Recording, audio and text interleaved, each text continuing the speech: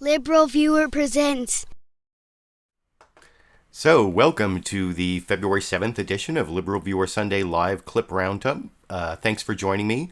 I picked out 41 of the weekend's best clips for what should be a really informative but kind of extra long show tonight. I'm folding in 8 clips from the Republican debate last night in addition to my regular show, so just the clips themselves are going to be about 90 minutes long. I've split it up into 3 different topics, and if you're watching this as a recorded show, I put time indexes down there so you can switch between the topics. About the first third of the clips will be clips from last night's Republican debate. The second third will be interviews from this morning's news shows with the Republican candidates, and then the last third will be interviews with Hillary Clinton and Bernie Sanders and a little bit of news coverage from the Democratic side. So it doesn't exactly split up into thirds, but those are the 3 topics.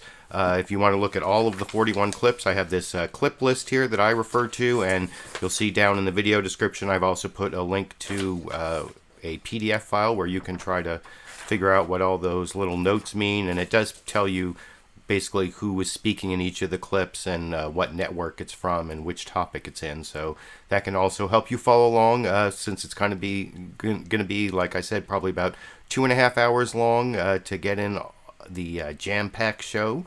And before I get into the clips from last night's Republican debate, I always like to start off with a little political comedy. And what happened before the debate was, of course, the Iowa caucus. That was the big topic last week, and Ted Cruz won, and Donald Trump came in second, and Marco Rubio came in third on the Republican side, of course, as you probably know, and then Hillary Clinton and Bernie Sanders came very close to a tie.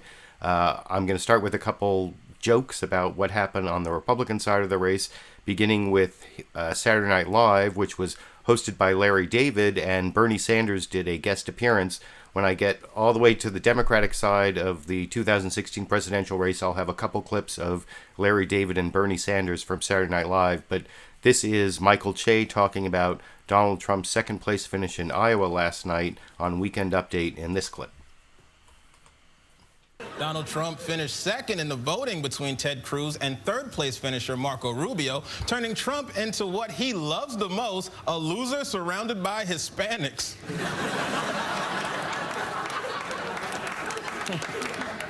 Well, so I think that joke's pretty funny by Saturday Night Live standards. I've been a little disappointed with Saturday Night Live since both Tina Fey and Seth Meyers left. I think they were good writers that are missing now from Saturday Night Live.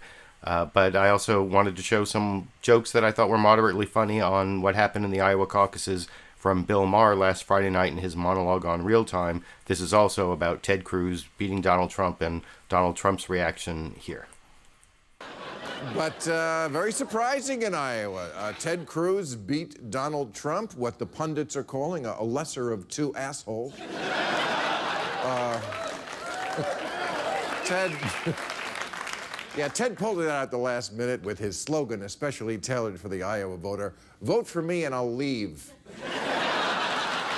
He is not a liked man. But I must say, Donald Trump, right after, made a speech, very gracious, for an hour. And then he reverted to form and demanded a do-over and threatened to sue. It was like, you ever see like when a baby falls, there's like a minute where then he starts to cry.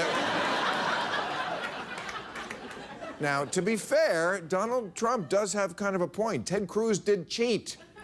He put out a press release and had his precinct captains call all over saying Ben Carson, the other evangelical in the race, was dropping out to trick his voters, as Jesus would do. And it worked. So, like I said, Iowa was the big news until the Republican debate last night anyway, and like I said, I wanted to start off with those 2 clips because I like to start with political comedy, but strangely enough, the Republican debate itself started off with this weird unintended political comedy when I guess the candidates couldn't hear their names being announced, some of them, especially Ben Carson. Well, it's kind of a famous mix-up at this point, or famous, I don't know if something that happened last night can be famous already, but it's one of the most remarked upon clips from the Republican debate last night, other than the Marco Rubio one I'll show in a little bit. But here's the weird introduction of the candidates from the debate last night on ABC here. The candidates for the Republican nomination for president: New Jersey Governor Chris Christie. Dr. Ben Carson.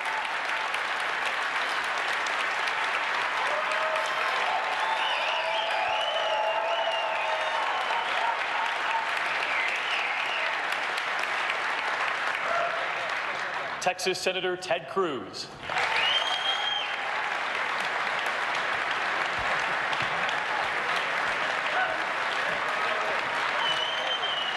Businessman Donald Trump.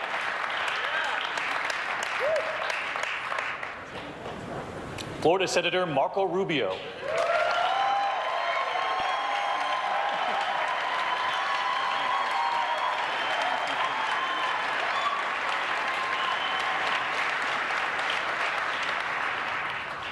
Former Florida Governor Jeb Bush.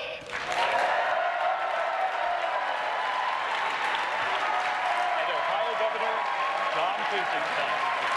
Ladies and gentlemen, the Republican candidates. And Dr. Ben Carson, please come out on the stage. He's standing there as well. Dr. Carson. And Donald Trump.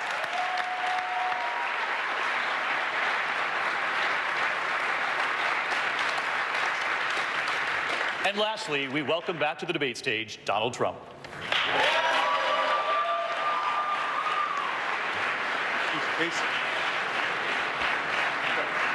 But Kasich, can I introduce It's so noisy Kasich? in here. Yes, yes. We're going to introduce Ohio Governor John Kasich.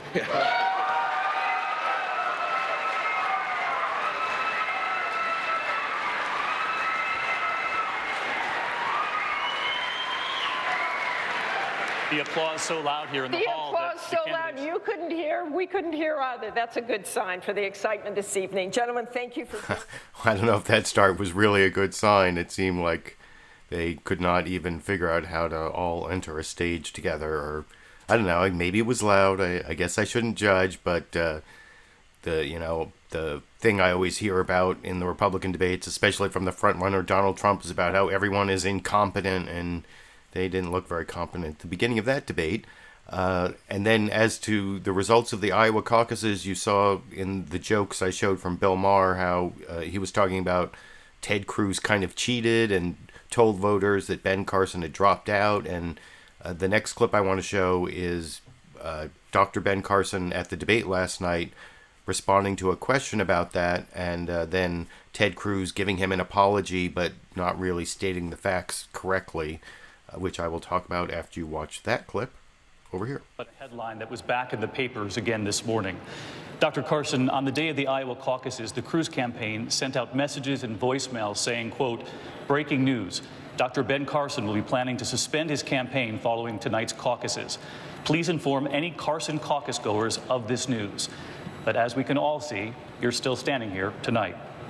Late this week, your campaign sent this email, quote, this kind of deceitful behavior is why the American people don't trust politicians. If Senator Cruz does not act, then he clearly represents D.C. values. What kind of action do you think Senator Cruz should take? Well, you know, when I wasn't introduced number 2, as was the plan, I thought maybe he thought I already had dropped out. But you know, today is the 105th anniversary, or 105th birthday of Ronald Reagan. His 11th commandment was not to speak ill of another Republican. So I'm not going to use this opportunity to savage the reputation of Senator Cruz. But I will say, I will say that I was very disappointed that members of his team thought so little of me, that they thought that after having hundreds, if not thousands, of volunteers and college students who sacrificed their time and were dedicated to the cause, one even died, to think that I would just walk away 10 minutes before the caucus and say, forget about you guys. I mean, who would do something like that? No, I don't think anyone on this stage would do something like that. And to assume that someone would, what does that tell you? So Unfortunately, it did happen. It gives us a very good example of certain types of Washington ethics. Washington ethics basically says, if it's legal, you do what you need to do in order to win.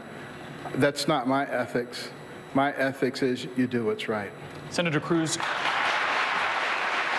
Dr. Carson, thank you. Senator Cruz, you have said that Dr. Carson and his wife have become friends of yours. I'm curious why you didn't call ahead of time to either the doctor or his wife, or have your campaign check in with the other campaign before sending out those messages. Ben is a good and honorable man, and Ben and Candy have become friends. He has an amazing life story that has inspired millions, including me. When this transpired, I apologized to him then, and I do so now. Ben, I'm sorry. Let me tell you the facts of what occurred for those who are interested in knowing. On Monday night, about 6:30 p.m., CNN reported that Ben was not going from Iowa to New Hampshire or South Carolina. Rather, he was, quote, taking a break from campaigning. They reported that on television. CNN's political anchors, Jake Tapper and Dana Bash and Wolf Blitzer, said it was highly unusual and highly significant. My political team saw CNN's report breaking news, and they forwarded that news to our volunteers. It was being covered on live television. Now, at the time, I was at the caucuses. I was getting ready to speak at the caucuses, just like Ben was, just like everyone else was. I knew nothing about this. A couple hours later, I found out about it. I was told that Ben was unhappy. I called him that evening because I respect him very, very highly. I didn't reach him that evening. I reached him the next day and apologized. He asked me then, he said, Ted, would you make this apology in public? I said, yes, I will. And I did so. I regret that subsequently CNN reported on that. They didn't correct that story until 9:15 that night. So from 6:30 p.m. to 9:15, that's what CNN was reporting. Subsequent to that initial report, Ben's campaign put out a statement saying that he was not suspending his campaign. I wish that our campaign staff had forwarded that statement. They were unaware of it. I wish that they had. That's why I apologized. Senator Cruz, thank you. We're going to move on here, back to the issues. Since I was mentioned. Dr. Carson, please. This is great. You guys, I want you to all mention me when you say something.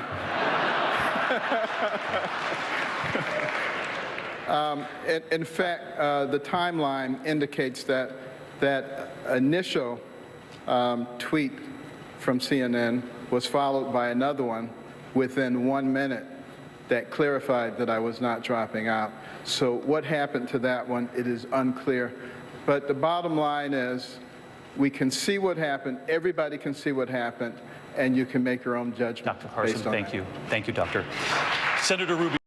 So Dr. Ben Carson's defense of himself there was not very strong. I think I didn't have time to look it up before this broadcast, but I saw some headlines showing that CNN had done a total fact check on what Ted Cruz said there, and it didn't really match up to what actually happened on CNN, but I leave that to you, the viewers, to look up. Maybe I'll have a chance to put that in the video description for the recorded show. But I want to get on to the next clip, which was supposedly the most devastating clip of the debate.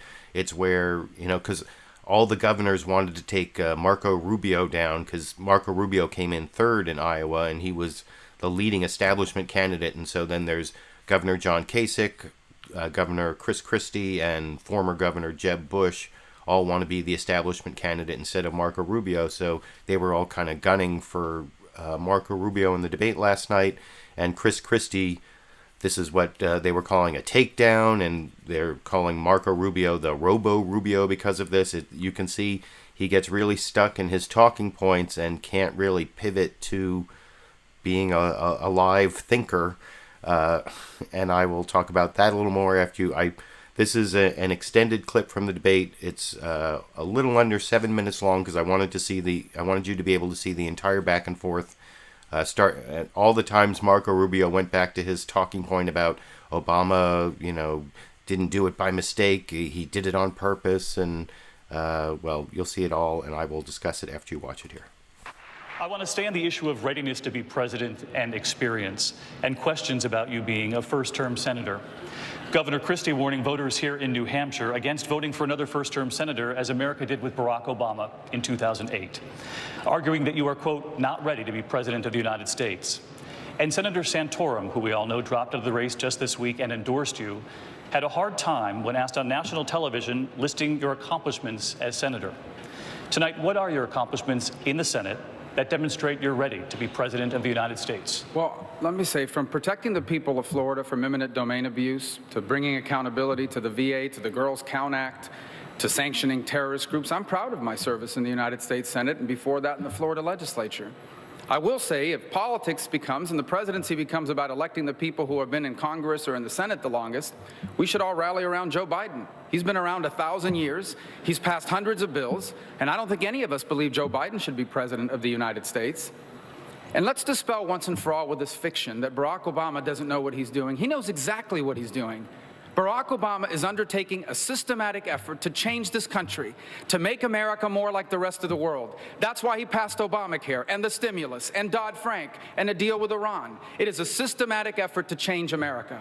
When I'm president of the United States, we are going to re-embrace all the things that made America the greatest nation in the world, and we are going to leave our children what they deserve, the single greatest nation in the history of the world. Senator Rubio, thank you. I do want to ask Governor Christie. Governor Christie, you said, fool me once, shame on you, fool me twice, shame on me, when it comes to electing a first-term senator. You heard Senator Rubio make the case that he does have the experience. Your response? Sure. First, let's remember something. Every morning when a United States Senator wakes up, they think about what kind of speech can I give or what kind of bill can I drop. Every morning when I wake up, I think about what kind of problem do I need to solve for the people who actually elected me. It's a different experience. It's a much different experience. And the fact is, Marco, you shouldn't compare yourself to Joe Biden, and you shouldn't say that that's what we're doing. Here's exactly what we're doing. You have not been involved in a consequential decision where you had to be held accountable. You just simply haven't. And the fact is,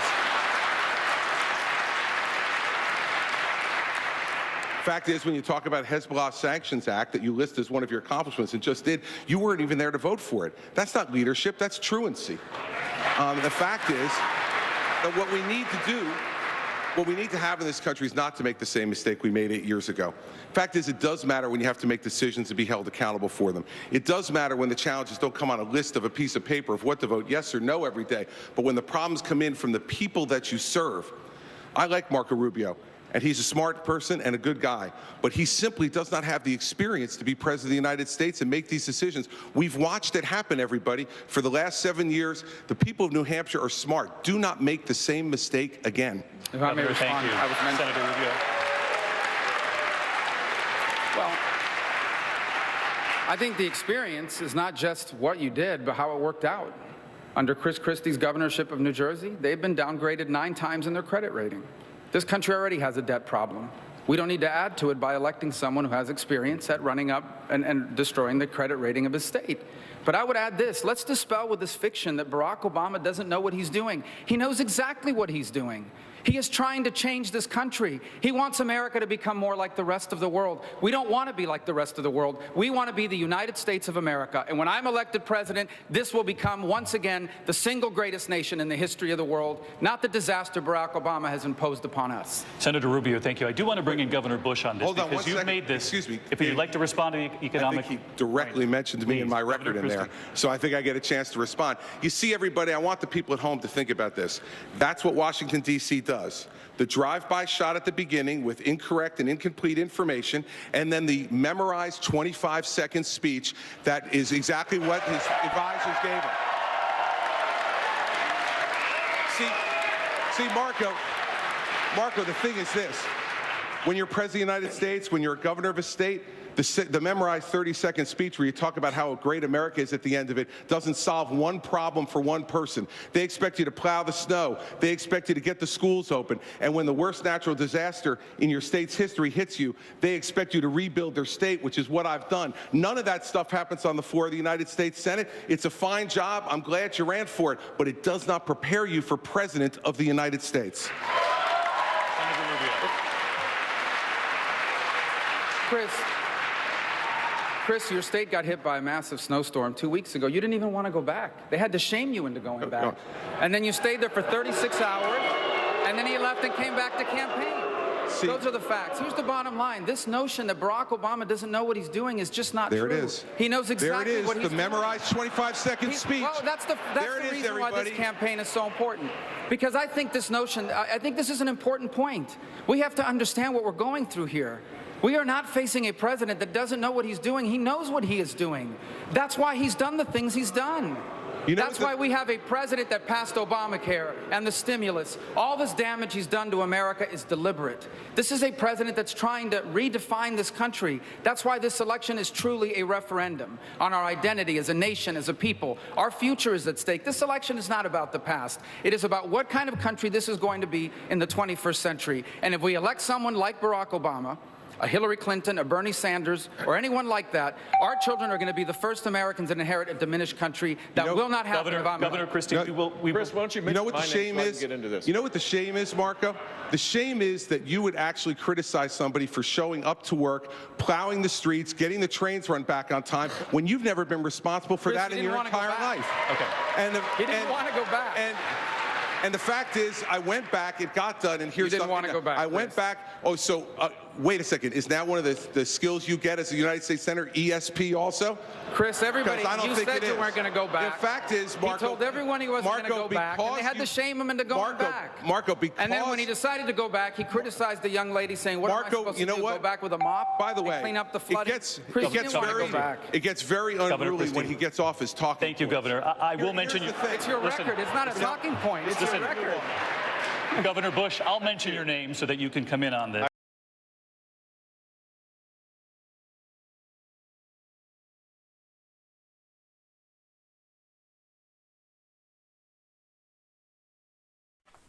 Oh, sorry about that.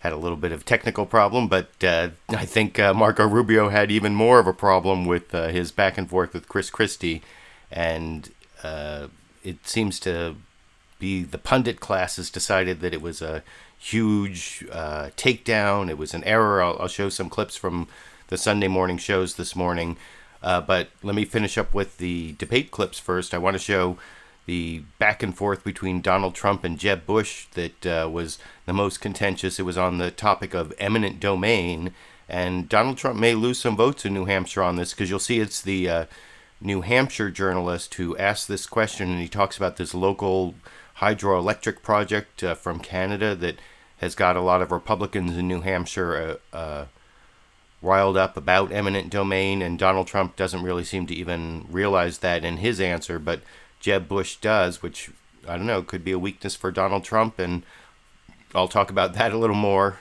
after you watch that clip over here. We want to turn now to the issue of eminent domain, which is being debated right here in New Hampshire, and Josh McElveen is the political director, the anchor of WMUR TV. Josh? Thank you, David, and good evening, candidates. Mr. Trump, you have said, quote, "I love eminent domain," which is the seizure of private property for the sake of the greater good, theoretically. You've tried to use the measure in business endeavors. You've said you'd support its use for the Keystone Pipeline project. Here in New Hampshire, a project, though, known as the Northern Pass, would bring hydroelectric power from Canada into the northeastern grid. Do you see eminent domain as an appropriate tool to get that project done? Well, let me just tell you about eminent domain, because almost all of these people, actually Chris has it, but so many people have hit me with commercials and other things about eminent domain. Eminent domain is an absolute necessity for a country, for our country. Without it, you wouldn't have roads, you wouldn't have hospitals, you wouldn't have anything. You wouldn't have schools, you wouldn't have bridges. You need eminent domain.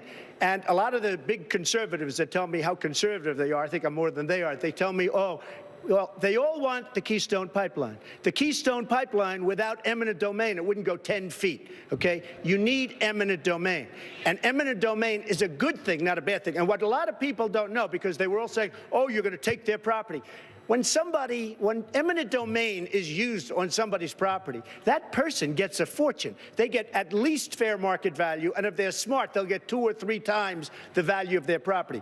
But without eminent domain, you don't have roads, highways, schools, bridges, or anything. So eminent domain, it's not that I love it, but eminent domain is absolutely, it's a necessity for a country. And certainly it's a necessity for our country. So would that be yes on the Northern Pass project? Josh, the difference between eminent domain for public purpose, as Donald said, roads and infrastructure, pipelines and all that, that's for public purpose. But what Donald Trump did was use eminent domain to try to take the property of an elderly woman on the Strip in Atlantic City.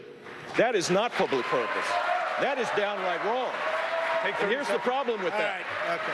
The problem was it was to tear down. It was to Jeb tear wants down. to be. He wants to be a tough guy. He wants to be a tough guy tonight. It was to tear down I didn't the take house, the property. and the net result was you tried. I didn't and take you the lost property. in the court. The woman ultimately didn't want to do that. That is not true. And the it was simple great that fact I is, didn't. to turn this into a limousine parking lot for his casinos is not a public use. And in Florida, based on what we did, we made that impossible. It is part of our Constitution. That's the better approach. That is the conservative approach. Mr. Trump, take 30 seconds. Let me just, he wants to be a tough guy. A lot of times, you'll have, and it doesn't work very well with How tough is it to take property from an elderly woman? Let me talk. Quiet. How tough is it? A lot of times,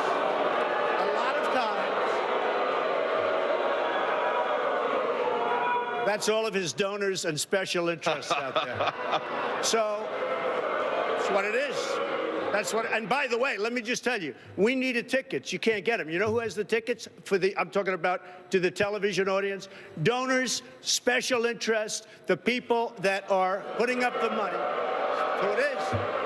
The RNC told us we have all donors in the audience, and the reason they're not loving me, the reason they're not loving me is I don't want their money. I'm going to do the right thing for the American public. I don't want their money. I don't need their money. And I'm the only one up here that can say that. Eminent domain, the Keystone Pipeline, do you consider that a private job? I consider it a public use. No, let me ask you, Jeb. Do you consider the Keystone Pipeline private? Is it public or private? It's a public use. Oh, really? A public use? No, it's a private job. It's a public use. It's a private job. Established by the courts, federal, state You courts. wouldn't have the Keystone Pipeline that you want so badly without eminent domain. All right, gentlemen, You wouldn't have massive, excuse me, Josh, you wouldn't have massive factories without eminent domain. Gentlemen, we do have to move forward. Dave, Martha, back to you. Thank you. When we come.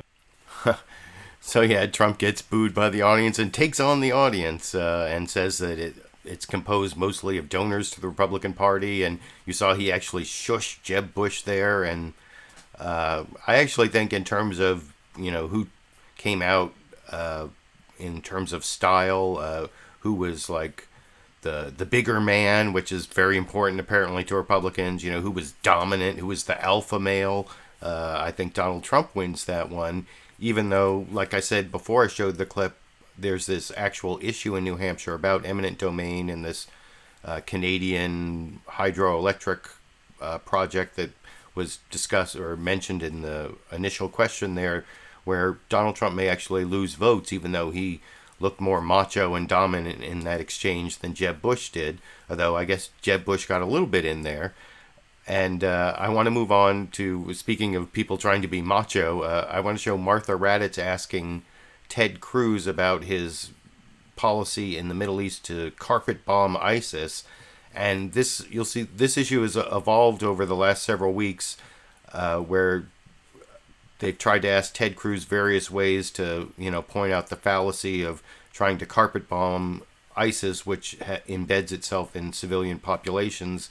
And Martha Raddatz, I think, does a good job of asking the question in a way that points out the fallacy in his argument. And then her follow-up, actually, there have been several clips I've showed of Martha Raddatz in the last month or so on my clip roundups where I've criticized her for talking about the rules of engagement and wanting to loosen the rules of engagement because all these bombers are coming back without having dropped their bombs. And that means, when you loosen the rules of engagement, that means more collateral damage, more civilians killed. And you'll see in her follow-up question here, Martha Raddatz actually mentions that the military people she's talking to say they don't want to loosen the rules of engagement because they don't want to kill more civilians. It will hurt their cause. And you'll see Ted Cruz doesn't really care. Let me make sure I get the right clip number here. Number 7. Senator Cruz, you advocate what you call carpet bombing or saturation bombing to defeat ISIS, citing the more than 1,100 air attacks a day the U.S. carried out during the first Gulf War in 1991. Explain how a strategy to defeat a standing army would work against an unconventional terrorist group that is now hiding amongst the population. Well, sure. It starts with a commander-in-chief that sets the objective. And the objective has to be utterly and completely destroying ISIS. Obama hasn't started with that objective, and everything else flows from there. Once you set that objective, we have the tools to carry that out. The first tool is overwhelming air power. It is one of the blessings of the United States of America having the greatest military on the face of the earth, is we have the ability to use that air power. As you noted, the first Persian Gulf War, it was 1,100 air attacks a day. Obama is launching between 15 and 30. Now, when I say saturation carpet bombing, that's not indiscriminate. That is targeted at oil facilities. It's targeted at the oil tankers. It's targeted at command and control locations. It's targeted at infrastructure. It's targeted at communications. It's targeted at bombing all of the roads and bridges going in and out of Raqqa. It's using overwhelming air power. You know, a couple of weeks ago, it was reported that a facility is open called Jihadist University. Now, the question I wonder, why is that building still standing? It should be rubble.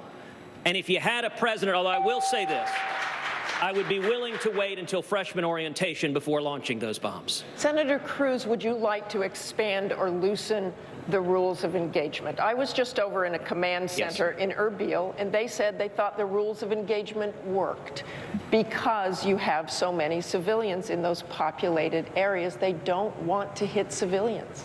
Martha, I will tell you, I have visited with active duty military, with veterans over and over and over again in town halls all over the state of New Hampshire. What we are doing to our sons and daughters, it is immoral. We are sending them in to fight with their arms tied behind their back. They cannot defend themselves, and it is wrong. And I will tell you this, look, America has always been reluctant to use military force. It's the last step we take. But if and when we use it, and when it comes to defeating ISIS, we should use it. We should use overwhelming force, kill the enemy, and then get the heck out. Don't engage in nation building, but instead allow our soldiers to do their jobs instead of risking their lives with politicians making it impossible for them to accomplish the objective. So loosen the rules of engagement. Absolutely, yes. Senator Rubio, you... So there you can see Ted Cruz talking very tough and loosening the rules of engagement, though, like I said, you have to give Martha Raddatz credit for saying the military doesn't want to loosen the rules of engagement, because I think when you bomb civilians, you create more enemies than you destroy. There have been a lot of articles trying to make that point in the past, in strategic studies that have brought that issue to the fore, and I think it's, I mean, even if you don't want to go for the moral argument that bombing civilians is immoral, it is also not efficacious as a means of carrying out foreign policy.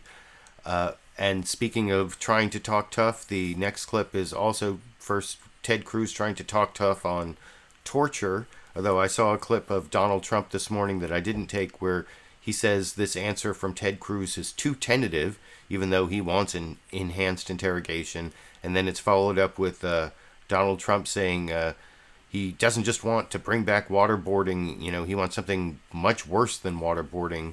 And by the end of the clip, you'll know the reason that I Googled to find out for myself whether Medieval Times is actually a restaurant, which it is. But you'll see Donald Trump refer to it in the end of this clip. 9/11. So, Senator Cruz, you have said, quote, torture is wrong, unambiguously, period. Civilized nations do not engage in torture. Some of the other candidates say they don't think waterboarding is torture. Mr. Trump has said, I would bring it back. Senator Cruz, is waterboarding torture?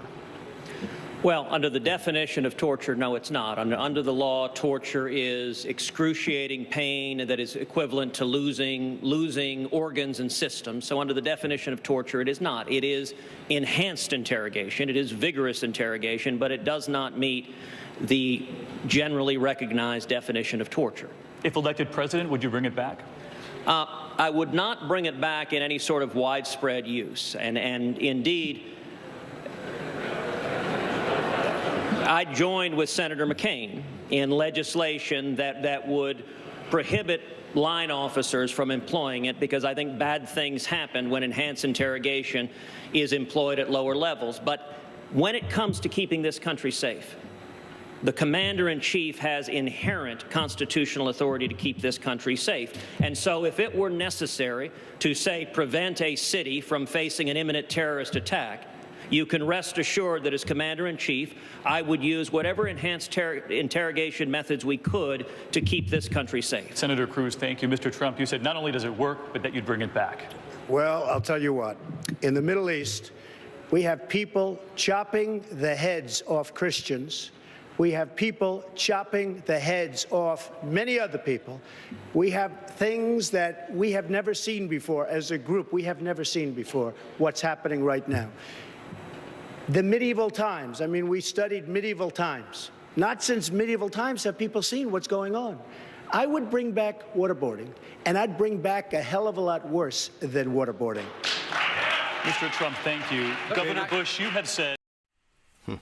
So, like I said, Ted Cruz and Donald Trump both trying to be as tough as possible on the issue of torture, and later I'll show Donald Trump not explaining what he means by much worse than waterboarding. He doesn't really want to explain it.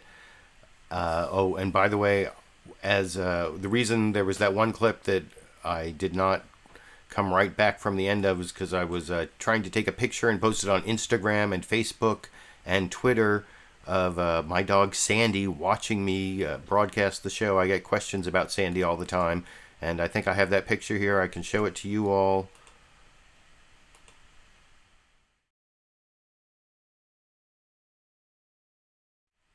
So yeah, that's Sandy watching the show. I thought I would just have a small cuteness interlude before I get back to really awful Republican rhetoric.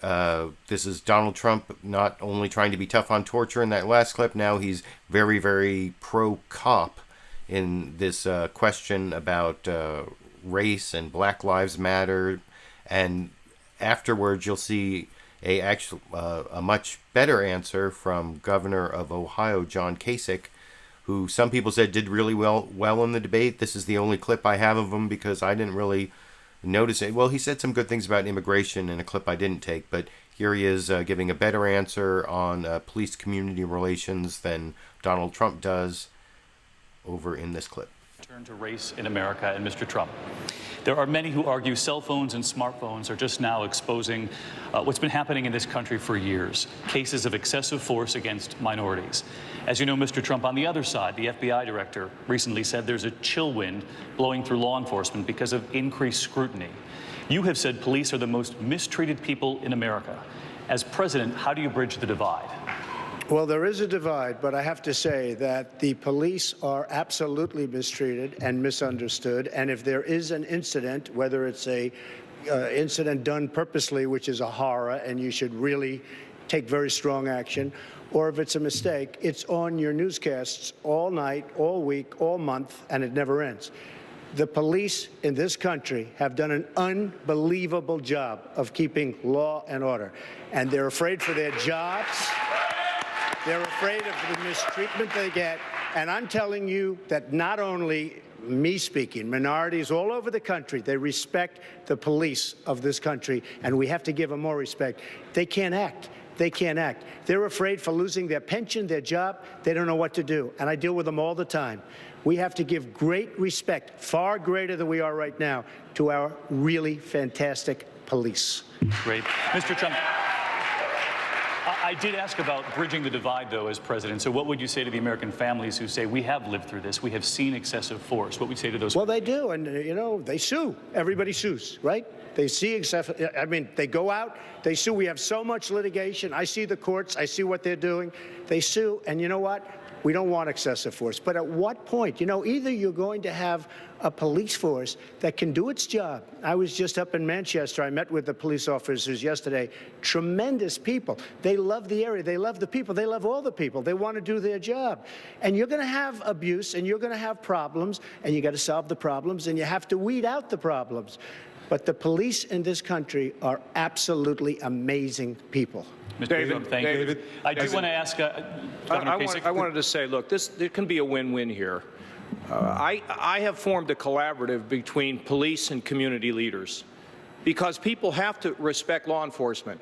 A family doesn't want dad or mom going home in a box.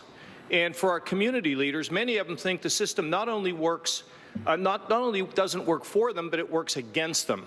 And I created a big collaborative in Ohio made up of law enforcement, community leaders, the head of my public safety, and a former Democrat, liberal State Senator Nina Turner run it. They got together, they made recommendations on recruiting, on hiring, on the use of deadly force, and what we're about to do is to bring community and police together so we can have a win-win. We need more win-wins in America, and we don't have to pick one over another or divide. We love the police, but we've got to be responsive to the people in the communities. Governor, we have to thank do all you. of it. Senator Rubio, I want to And so apparently, for some Democrats, John Kasich is the most reasonable Republican. I guess what he said there passes for reasonable in the Republican Party. And what he said about immigration earlier in the debate, the clip I didn't take, he talked about a path to legalization, even though not to citizenship, which is still kind of meager, but still passes for reasonableness in the Republican Party. And some people said he did well. Some people said Chris Christie did well. And John Kasich has been doing well in New Hampshire already, so he could be the person who stands out. Chris Christie has an outside chance. Jeb Bush does. All have a chance of overtaking Marco Rubio, who came in third in Iowa, and some say he has like a 3-2-1 strategy, although he denied it in a clip of him I'm not going to show that in the morning shows this morning. I am going to show one more clip of Marco Rubio from the debates. It's the final Republican debate clip from last night. This is Marco Rubio talking about social issues, both marriage equality and reproductive rights. And you'll see he takes a pretty extreme position on abortion, where he doesn't even believe in exceptions for rape and incest. And I especially took this clip because he makes some charges against Hillary Clinton that I will show Hillary Clinton responding to way at the end of the show when I get to the Democratic side of the race. But this is the last debate clip, Marco Rubio on social issues, answering a question from Fox News pundit Mary Katherine Hamm, who was one of the conservatives who helped moderate this Republican debate on ABC over here. social issues and young voters, and for the question from Mary Katherine. Thanks, David. Senator Rubio, one of the lazier pieces of political conventional wisdom is that so-called social issues are hurting Republicans with young people. But on the two most prominent social issues, polling with millennials actually moves in different directions. On one hand, it's clear young people across the political spectrum increasingly favor same-sex marriage. However, young voters have not moved to the left on abortion. In fact, large numbers of them favor at least some modest restrictions that conservatives have supported. How do you speak to millennials on both these issues while Democrats will inevitably charge intolerance and extremism? Well, first of all, I don't believe that believing in traditional marriage the way I do makes you a bigot or a hater. It means that you believe that this institution that's been around for millennia is an important cornerstone of our society. I respect people that believe differently, but I believe deeply that marriage should be between one man and one woman. On the issue of life, to me, the issue of life is not a political issue. It's a human rights issue, and it's a difficult issue because it puts in conflict two competing rights. On the one hand is the right of a woman to choose what to do with her body, which is a real right. And on the other hand is the right of an unborn human child to live. And they're in conflict, and as a policymaker, I must choose which one of these two sides takes precedence. And I've chosen to err on the side of life. Here's what I find outrageous. There has been 5 Democratic debates. The media has not asked them a single question on abortion. And on abortion, the Democrats are extremists. Why doesn't the media ask Hillary Clinton why she believes that all abortion should be legal, even on the due date of that unborn child? Why don't they ask Hillary Clinton why she believes that partial birth abortion, which is a gruesome procedure that has been outlawed in this country, she thinks that's a fundamental right? They are the extremists when it comes to the issue of abortion, and I can't wait to expose them in a general election.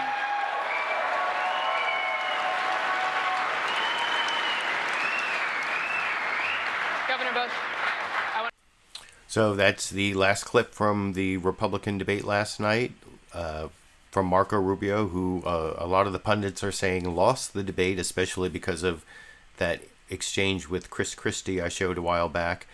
And now to transition from the Republican debate to the Republican candidates on the Sunday morning shows this morning, I want to start with ABC's recap of its own debate. This is, that was the ABC debate last night that I showed all those clips from. Now it's George Stephanopoulos, or actually it's ABC's This Week with George Stephanopoulos. Their reporter Jonathan Karl recaps what's been going on with the Republicans, and especially in the debate last night, and starts with that weird missteps in the introduction. And I will talk about all of that after you watch that clip here. Good morning, George. As our audience saw, there was a bit of a traffic jam up there as the candidates came on the stage. But once they made it to their podiums, it was a big night for the governors and for Donald Trump. Back at center stage after skipping the last debate, Donald Trump defended his temperament to be commander-in-chief. I actually think I have the best temperament. I'm not one with a trigger. Other people up here, believe me, would be a lot faster. Ted Cruz, the man who beat Trump in Iowa, had hammered him all week. But on the debate stage, Cruz pulled his punches. You said he doesn't have the temperament to be commander-in-chief. Do you stand by those words? I think that is an assessment the voters are going to make. If you noticed, he didn't answer your question. We're going to win with Trump, and people back down with Trump. The candidate rising fastest in New Hampshire, Senator Marco Rubio, took fire all night, with a barrage coming from New Jersey's Chris Christie. You have not been involved in a consequential decision where you had to be held accountable. And Rubio drew ridicule for repeating himself repeatedly. And let's dispel once and for all with this fiction that Barack Obama doesn't know what he's doing. He knows exactly what he's doing. Let's dispel with this fiction that Barack Obama doesn't know what he's doing. This notion that Barack Obama doesn't know what he's doing is just not true. There it is. He knows exactly what he's doing. The memorized 25-second speech. Christie and his fellow governors at the edges of the stage dominated much of the night, all fighting for a New Hampshire comeback. John Kasich, hoping to appeal to moderates, won over the crowd with a positive message. We have to solve problems in America by coming together, Republicans and Democrats, Americans first, party and ideology second. That's what we need to do. And Bush made his most forceful attacks yet against Trump on the issue of eminent domain. What Donald Trump did was use eminent domain to try to take the property of an elderly woman. He wants to be a tough guy, and it doesn't work very well with How tough is it to take property from an elderly woman? Let me talk. Quiet. How tough is it? A lot of times, that's all of his donors and special interests out there. So, that's what it is. That's right. Donald Trump went after the audience. I've never seen that in a debate before, but he still has a solid double-digit lead here in New Hampshire. But remember, George, New Hampshire voters are famous for changing their minds and for deciding at the very last minute. Yeah, a third of them haven't made up their mind yet. And So actually, Jonathan Karl must not have watched all the Republican debates, because that's not the first time I've seen Donald Trump go after the audience at a debate when he gets booed. He goes after everyone. He's a counterpuncher or whatever. I don't know. And I thought that was a good recap, and it gave a shorter version of some of the clips I showed, and actually some little excerpts from parts of the debate I didn't show. And before I get on to the actual candidate interviews from this morning's programs, I want to show how Fox News covered the ABC debate, and they basically also talked about the establishment candidates ganging up, or the governors ganging up on Marco Rubio, and how he had a bad debate and the governors had a good debate. And then, of course, Fox News Sunday had all those governors on, and I'll have some clips of that a little bit later. But first, here's Chris Wallace handing it over to campaign Karl Cameron on Fox News Sunday to recap the same information here. Republican candidates debated one more time. The goal for several of them to take down Rubio and to join Trump and Cruz in the top tier. In a few minutes, we'll talk with the three governors, Christie, Kasich, and Bush, all fighting to stay alive in the GOP race. But first, Fox News chief political correspondent Karl Cameron on winners and losers, and there were some of both in last night's debate. Karl. Good morning, Chris. First of the nation voters tend to wait till the very last minute to make up their minds, so last night's battles are sure to have an effect on their decisions. Marco Rubio, surging in the polls, got hit by Chris Christie for inexperience and repeating canned, memorized lines. He simply does not have the experience to be president of the United States and make these decisions. I think the experience is not just what you did, but how it worked out. Under Chris Christie's governorship of New Jersey, they've been downgraded 9 times in their credit rating. That's what Washington, D.C. does. The drive-by shot at the beginning with incorrect and incomplete information, and then the memorized 25-second speech. Chris, your state got hit by a massive snowstorm 2 weeks ago. You didn't even want to go back. They had to shame you into going back. And this notion that Barack Obama doesn't know what he's doing is just not true. There it is. He knows exactly there it is, what he's the memorized 25-second speech. Donald Trump defended his support for eminent domain, and Jeb Bush called him out for how he's used it. They all want the Keystone Pipeline. The Keystone Pipeline without eminent domain, it wouldn't go 10 feet, okay? You need eminent domain. What Donald Trump did was use eminent domain to try to take the property of an elderly woman on the Strip in Atlantic City. That is not public purpose. That is downright wrong. How tough is it to take property from an elderly woman? Let me talk. Quiet. How tough is it? A lot of times. Eminent domain is unpopular in New Hampshire. There's been a project proposed for years to bring power lines from Canada through the North Country, and it has been stalled by residents' objections. John Kasich needed a good night last night, and he got good reviews. The governors really seemed to reassert themselves yesterday. Now, Chris, it's just a sprint for the next 2 days till the polls close on Tuesday night. So, yeah, that was the Fox News recap of basically the same information, and they also hit on the Jeb Bush versus Donald Trump thing on eminent domain and gave that coverage of what's going on in the conservative movement in New Hampshire regarding Canadian hydroelectric power coming over in whatever this project is. I can't remember the name of it. But now I want to show some clips of the actual candidates, and the first clip I want to show is the one I took of Marco Rubio, where despite the fact that he's getting ridiculed over his inability to give up his talking points and actually respond like a human being in the moment, he's like doubling down on his talking points. When he was over on ABC's This Week with George Stephanopoulos, he says, I hope I pay them to play it and play it over again, which of course they start off the interview playing it the 4 times he said it. And that's when George Stephanopoulos asks him about it over in this clip. And let's dispel once and for all with this fiction that Barack Obama doesn't know what he's doing. He knows exactly what he's doing. We are not facing a president that doesn't know what he's doing. He knows what he is doing. Let's dispel with this fiction that Barack Obama doesn't know what he's doing. He knows exactly what he's doing. Anyone who believes that Barack Obama isn't doing what he's doing on purpose doesn't understand what we're dealing with here. Democrats already circulating that video from last night. Senator Marco Rubio joins us live right now. What went wrong? Well, actually, I would pay them to keep running that clip because that's what I believe passionately. It's one of the reasons why I'm not running for re-election to the Senate and I'm running for president. This notion and this idea that somehow, this is an accident. Obamacare was not an accident. Dodd-Frank was not an accident. The deal with Iran was not an accident. But you're getting pounded for repeating that speech. Well, look, we raised more money last night in the first hour of that debate than any other debate. As far as that message, I hope they keep running it, and I'm going to keep saying it because it's true. Barack Obama, yes, has he hired incompetent people to implement laws and run agencies? Absolutely. But when it comes to what he's trying to do to America, it's part of a plan. But he has said he wanted to change the country. He's doing it in a way that is robbing us of everything that makes us special. I'm going to keep saying that because that not only is it the truth, it is at the core of our campaign. But even after Chris Christie called you out for what he called canned speeches, 25-second canned speeches, you repeated again. He says, there you go. Again, that was not a good moment for you, was it? It's what I believe, and it's what I'm going to continue to say because it happens to be one of the main reasons why I am running. This is the greatest country in the history of mankind because of a certain set of principles. Barack Obama wants us to abandon those principles. I think he has spent 7 years putting in place policies that rip them from us, undermining the Constitution, undermining free enterprise, undermining our standing in the world, weakening America, apologizing for us on the global stage. The reason why I'm running is if we elect someone like that for the next 4 years, I think it may be too late for America to turn around. Lindsey Graham supporting Jeb Bush now. I don't know. Was that persuasive? I thought he didn't do very well in that debate last night, especially in that extended clip I showed where he got taken down by Chris Christie. In fact, the clip after next, I think, is Fox News Sunday host Chris Wallace actually calling it a takedown.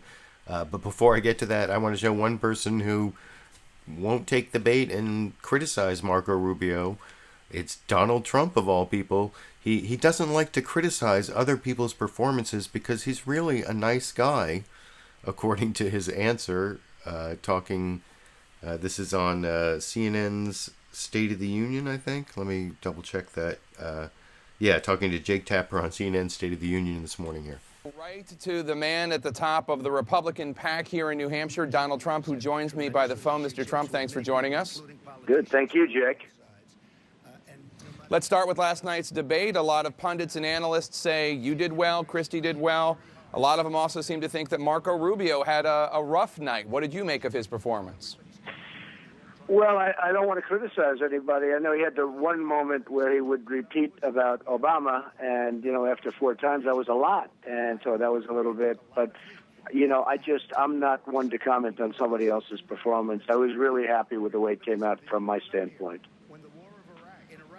You seem to be not as critical of your rivals as you have been in the past. I mean, there are criticisms you made about Jeb Bush, about Ted Cruz being afraid of attacking you, but generally you seem to be holding your fire a little bit. Well, I don't know. I'm trying to be a nice person. I am a nice person. I've had good relationships with many people over the years, and politics is an interesting thing. I've been doing this for 7 months, and I'm having a lot of fun doing it. But much more importantly, my whole theme is Make America Great Again. That's what we have to do. We have to make America great again. And I'm really enjoying it. I love New Hampshire. It's, I've been here many times prior to the electoral process, but I've really loved New Hampshire and the people of New Hampshire for a long period of time, and I seem to be connecting with them, I hope. Yeah, I had to laugh when I got to that part where Donald Trump said that he doesn't like to criticize other people's performance or whatever it was he said. That's why I included that clip. And he seemed to be the only one who wasn't criticizing Marco Rubio's performance. This next real quick clip is from NBC's Meet the Press, where Chuck Todd showed a little excerpt of the full interview of Jeb Bush he's showing tomorrow, apparently. There was a more extended interview of Jeb Bush on Fox News Sunday, but here's Jeb Bush definitely taking the opportunity to criticize Marco Rubio in this clip. What did you make of Senator Rubio last night? This scripted, message discipline's important, and I envy candidates who can repeat the same thing over and over again. My brother was good at that, but to be so scripted that you can't have the agility to show the leadership skills that you need to be president of the United States, I think became clear last night. Yes, Jeb Bush comparing Marco Rubio to his brother, I guess, reflecting on last night's debate a little earlier. I'm going to have a full-length interview on that. You'll see tomorrow morning. We have special coverage on MSNBC, as everybody knows. Tomorrow, panel is... Oh, I guess it's on MSNBC, so I included the little plug that Chuck Todd gave himself at the end there so that you can watch that full interview with Jeb Bush tomorrow if that really interests you. But I thought that was kind of an interesting analysis, especially the part about like envying people who can be that scripted. In some ways, I feel that way myself, in that I've never been really good at being scripted unless I'm actually reading a script. But as you can tell from my sometimes rambling and half stammering delivery when I do my program here, that I do think up what I'm saying while I'm saying it. I don't really go back to these scripted talking points, and sometimes I envy people who can give those really well-crafted, disciplined answers. And I've even been in situations where I've had to give those disciplined talking point answers, like on very few occasions where I've been an official spokesperson for the ACLU on some issues, and then I have to really stick to these talking points because I'm not speaking for myself. I have to give the information exactly as the organizational has approved it, because that's who I'm speaking for, and I find it difficult to do that. I've been successful a few times, but I do envy people who are able to record 25 or 30 second talking point, sound bites in their head and regurgitate it the way Marco Rubio did over and over again there. And I thought that was a really interesting comment from Jeb Bush, saying that George W. Bush was better at that than he is, and that he's more of a thinker. But I don't know if his answers have really shown him to be that much of a thinker. But I am going to move on to this next clip, which is also about Marco Rubio's answer. This is over on Fox News Sunday. I said Chris Wallace was going to refer to it as Chris Christie's takedown of Marco Rubio, and it's in his interview of Chris Christie. And you can see that question and answer here. Chapter said here today, the man at the center of the Marco Rubio episode, New Jersey Governor Chris Christie, and welcome back to Fox News Sunday. Thanks for having me, Chris. Your takedown of Marco Rubio, and that's all I can call it, was the story of the night. Here is one more clip. From protecting the people of Florida from eminent domain abuse, to bringing accountability to the VA, to the Girls Count Act, to sanctioning terrorist groups, I'm proud of my service in the United States Senate. The fact is,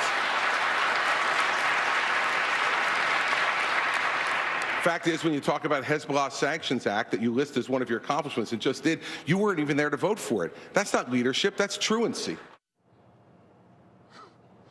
So, Governor, what do you think last night's debate revealed about Marco Rubio? Well, first off, I think it revealed something about what you need to be president of the United States. You got to be tested, you got to be prepared, you got to be experienced, you got to be ready. And quite frankly, that's what I tried to show the folks last night, that I am tested and prepared and ready. And what I've been saying all week about Senator Rubio was on full display last night. He's just simply not ready, Chris. He's a good guy, but he is not ready to be president of the United States. You showed, and you have been a longtime prosecutor, you showed how skilled you are at that. As Rubio seemed almost to unravel like a witness under cross-examination personally on that stage, how'd you feel? I felt justified, because I've been saying this for a long time, and I don't think that people have been really listening. But the fact is, there were a lot of people watching and listening last night. And it's not about Marco Rubio, it's about our country. It's about the American people. We've had a president for 7 years who was a first-term United States senator who had never managed anything in his entire life, and our government is unraveling. We have the Russians in Ukraine and Crimea. We have Syria falling apart, Libya falling apart. We have our economy growing at 0.7%, and middle-class wages going backwards. We don't need another on-the-job training in the White House. We need someone who's actually done this stuff, and I've done it. So what I felt last night when I was doing that was, I'm glad the American people are getting to see this before they make a mistake. But according to the real... So, yeah, that's Chris Christie having really good talking points of his own to use as his response to why or what his takedown of Marco Rubio revealed. It shows what a strong leader he is and what we need for the future, and, you know, whatever his talk. It's still talking points, but it's talking points that are mixed in with the ability to actually answer a question, which is what Marco Rubio was having problems doing last night. And speaking of strong leadership, I'm going to show this clip of the end of Chris Christie's interview with Chris Wallace on Fox News Sunday, where first he talks about his strong leadership versus Robo Rubio, which is what they're calling, I don't know, did he actually use the phrase Robo Rubio? Something like that, or Robotic Rubio, something like that. And then you'll see he actually tries to, like, take over the set. He's, like, so pumped up from last night's debate, I guess, over in this clip. It's instructive. It's instructive and needs to be seen, and needs to, my strong leadership needs to be seen, and Senator Rubio's robotic performance needs to be seen, too. Governor Christie, thank you. Great to have you on, Chris. Did you say great to have you? Yeah, I've pretty much taken over the show. I was going to say. Yeah, it's over, buddy. Really? Let's switch chairs. I'll take the rest of the day. Let me interview Bush. I'd love to. I'm sure you would. Governor, thank you. Thanks for coming by. Boy, wow, it was a good night, not that good. Up next, two more governors jockeying to be... So, yeah, that was a little weird, and you'll see that, and I'll show, like, the continuation of that clip I just showed where it's John Kasich comes on and Chris Wallace asks him a couple questions about his weakness in the Republican primaries because he's too much like Obama, too moderate, or they call him the Obama Republican or something, and he talks about both Common Core and Obamacare, and this is why I think I guess the independents can vote in New Hampshire, so they might go and move the Republican Party a little bit farther to the left and give John Kasich a chance. But this is why I think, in the end, he doesn't have a chance in the Republican primary. And I will discuss that after you watch that clip over here. And quite frankly, watching TV here in New Hampshire the last few days, I see these negative ads over and over again. I haven't run any. Isn't that interesting? I actually run a positive campaign. Well, okay, but the knock on you is that you're the, quote, Obama Republican, as the ad puts it. I'm sure you've seen it. No, I haven't. But well, okay. But we can look at it, though, if you have it. Okay, good. Common Core, Obama's Medicaid expansion, tax increases. Barack Obama? No, John Kasich. Now, net, we checked it out. You have raised some taxes, but you overall. No. Let me finish. Yeah. You have raised some taxes, but net, you've lowered taxes overall. By $5 billion. But all the rest of that is true. Well, wait a minute. First of all, we've cut taxes by $5 billion, more than any governor in America. There's nobody balanced as many budgets as I have, cut as much taxes. But you are for Common Core. Okay, first of all, wait a minute. First of all, Chris, I've proposed taking 104 federal education programs, putting them into 4 buckets and sending them to the states. I have been clear from the very beginning that I support high standards and local control. That's exactly what we do in Ohio. Our state school board approves the standards, and the local school boards are the ones that create the curriculum. I am for total local control, not for anything out of Washington. The education programs are all going to be moved back to the state. Common Core is all local control, and you have said proudly that you're for higher Common Core standards. I'm for high standards, which our state school board approves, okay, and they're going through it again with the local boards of education, approving the curriculum with the advice and consent of parents. It's actually in our budget proposal. You can't be more local than that. Let's take a look at the... Let's talk about Obamacare stuff. Yeah, let's look at that because you talk about it in one of your ads. Let's run that. My record? I've cut taxes, balanced budgets, created jobs, and rejected Obamacare without leaving anyone behind. Now, you say rejected Obamacare. Right. There are a number of leading conservatives who say that's flat wrong because yeah, go ahead. You pushed for the expansion of Medicaid, which is a pillar of Obamacare. In fact, you pushed for it so hard, you went around your Republican-controlled state legislature to impose it.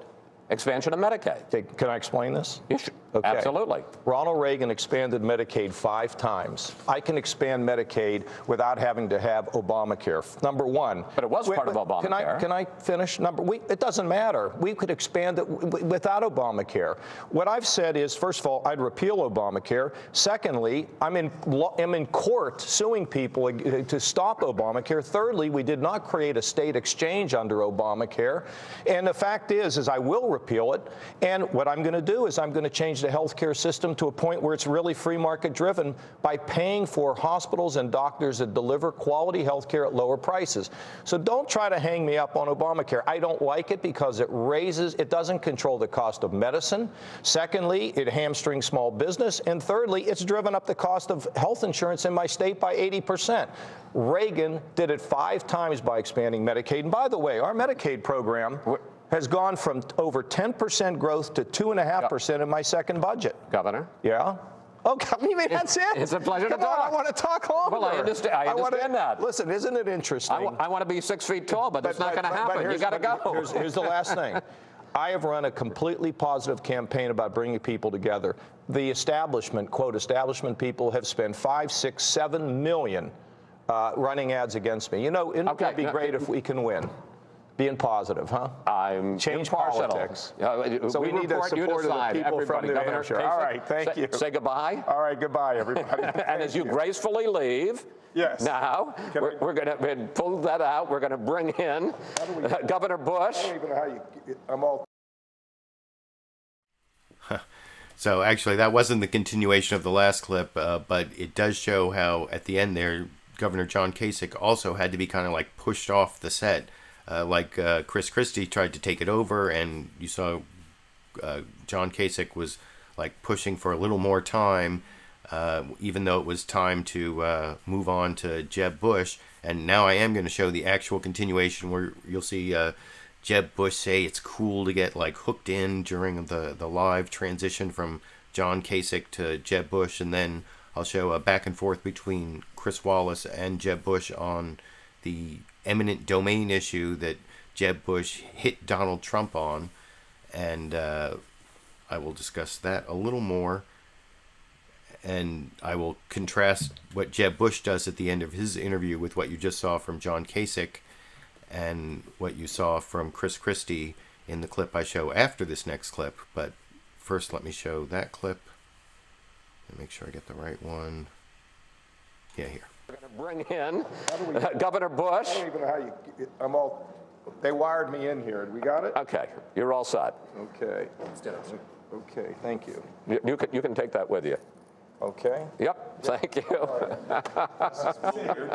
A year ago, Bush was the clear frontrunner for the Republican nomination. Now, after finishing 6th in Iowa, the former governor of Florida, who's now being hooked in, is pinning his presidential hopes on a comeback in New Hampshire. Governor, welcome back to Fox News Sunday. Great to be with you. This was a quick transition. Never done it this way. It's kind of cool. It is sort of cool. It's like everybody's stopping by. You know, I feel like a barber. One chair, no waiting. I need a haircut. You had your own dust-up last night with Donald Trump over the issue of eminent domain. Yeah. Let's remind people of that. Here it is. To turn this into a limousine parking lot for his casinos is not a public use. You know, he wants to be a tough guy. A lot of times, you'll have, and it doesn't work very well with How tough is it to take times, property from an elderly woman? Let me talk. Quiet. How tough is it? A lot of times.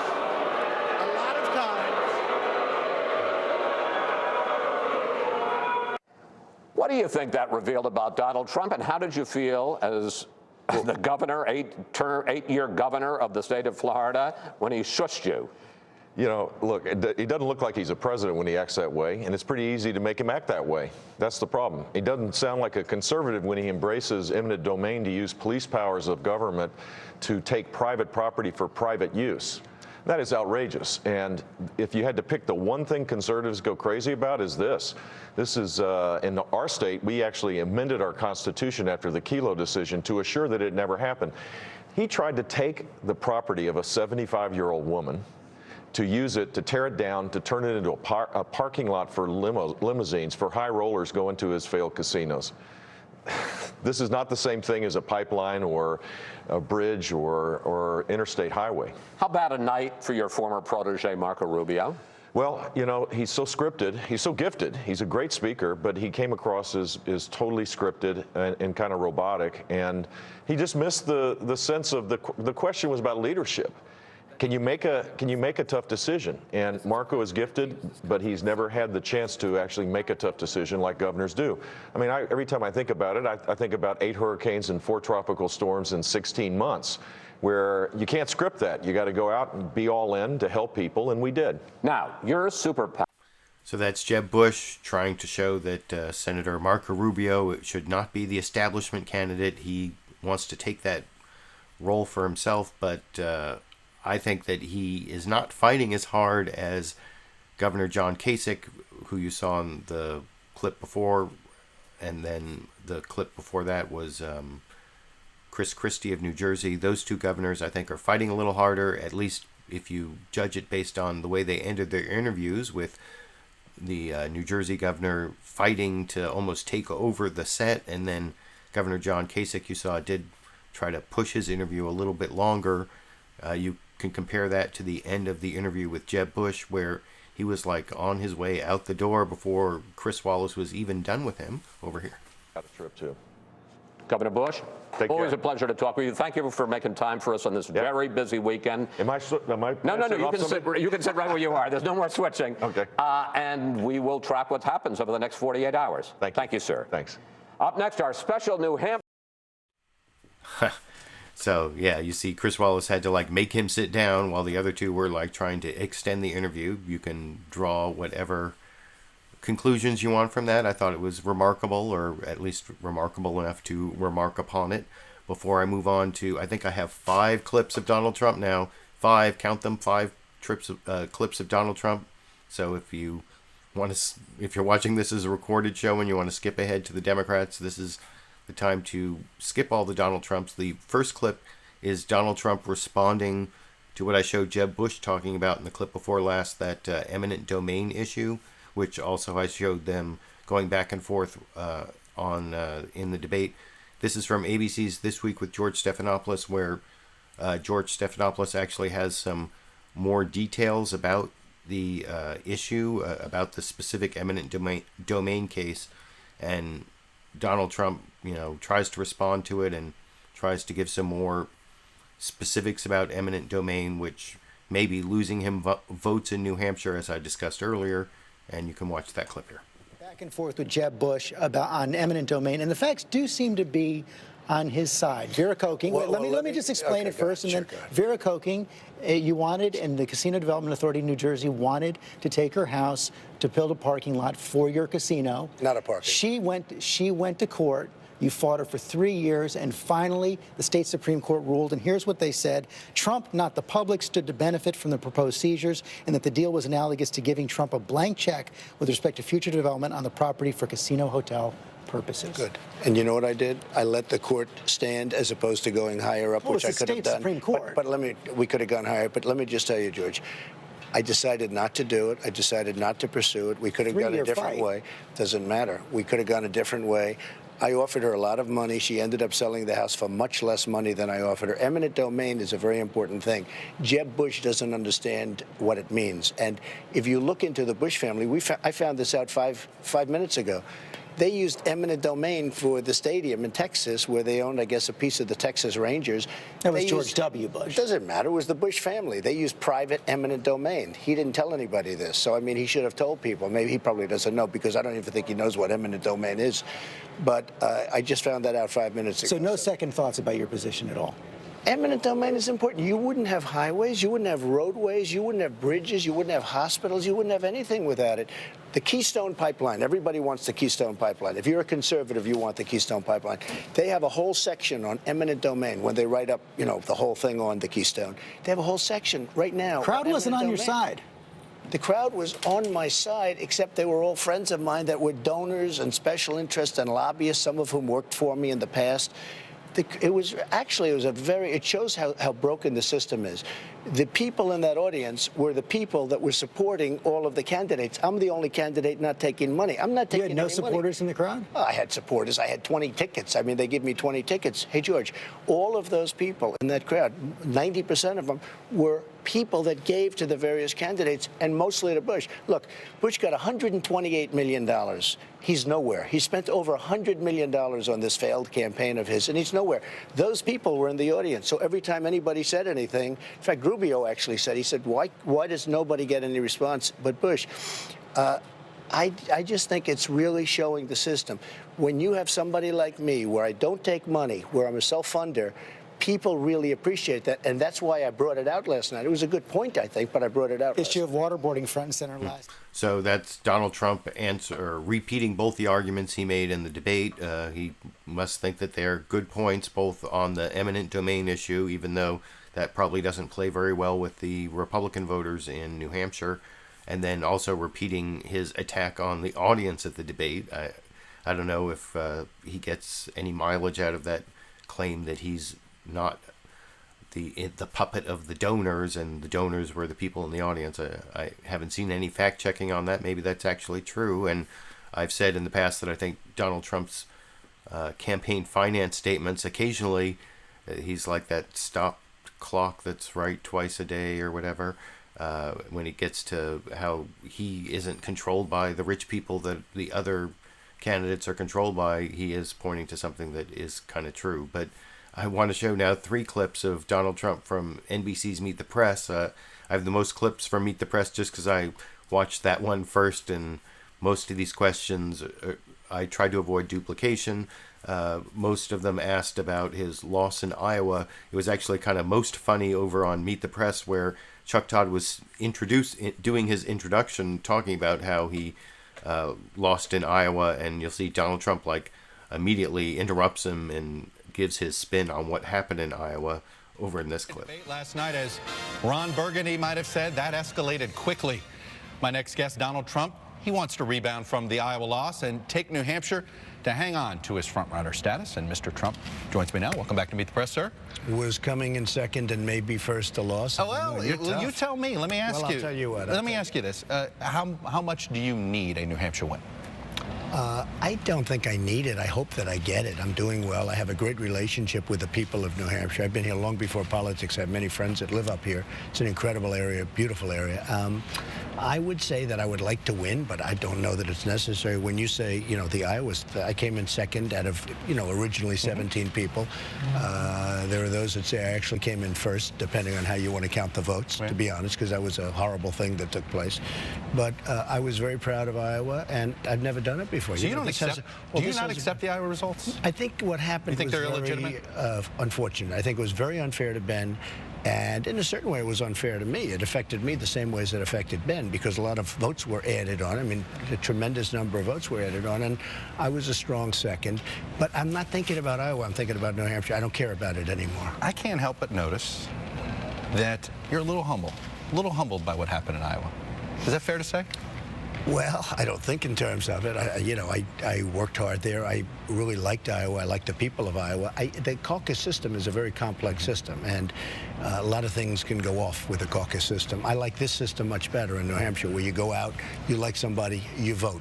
And you can have a ground game and all, but the ground game in Iowa is very important, whereas the ground game here is different. Are you looking at your campaigns?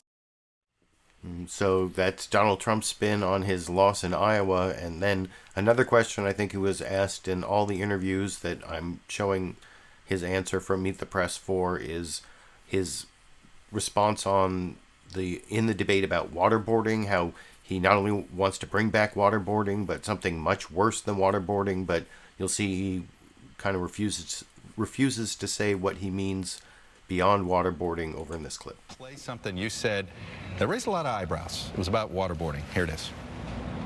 I would bring back waterboarding, and I'd bring back a hell of a lot worse than waterboarding. Okay. What's the worst? Well, you didn't see what I said before that. What I said before that was, in the Middle East, you have people chopping off other people's heads. This hasn't happened since medieval times. There's never been anything like this. So I talked about that. And then I said, and by the way, waterboarding is peanuts compared to what we're talking about happening there. So I said I would absolutely approve waterboarding, and I'd go a lot further than What does that mean? What is a lot further? I'm not going to define it to you on this program, but I would be very much in favor of going beyond waterboarding. And believe me, in terms of getting information, it works. Don't you worry, though, that, look, we're the United States. We set an example. We're supposed to be better than that. We're supposed to be, as much as, look, we're looking at the medieval, we don't do those medieval things. times. We don't want to be barbaric. If they want to be barbaric, we're not barbaric. Okay, they can do it, but we can't. Look, when they fly planes into the World Trade Center, kill thousands of people, and many, many other things, you see what's happening all over the world, whether it's Paris or here or anywhere else, you can do waterboarding, and you can go a step beyond waterboarding. It wouldn't bother me even a little bit. Another part of... So that is... As I saw, someone in the comments said, the live comments, I have about 200 live viewers, even on Super Bowl Sunday. That's kind of cool. Someone in the live comments was saying enough right-wing crap, and that whole thing about waterboarding and it working and going worse than waterboarding, that is right-wing crap, and I'm not afraid to say it.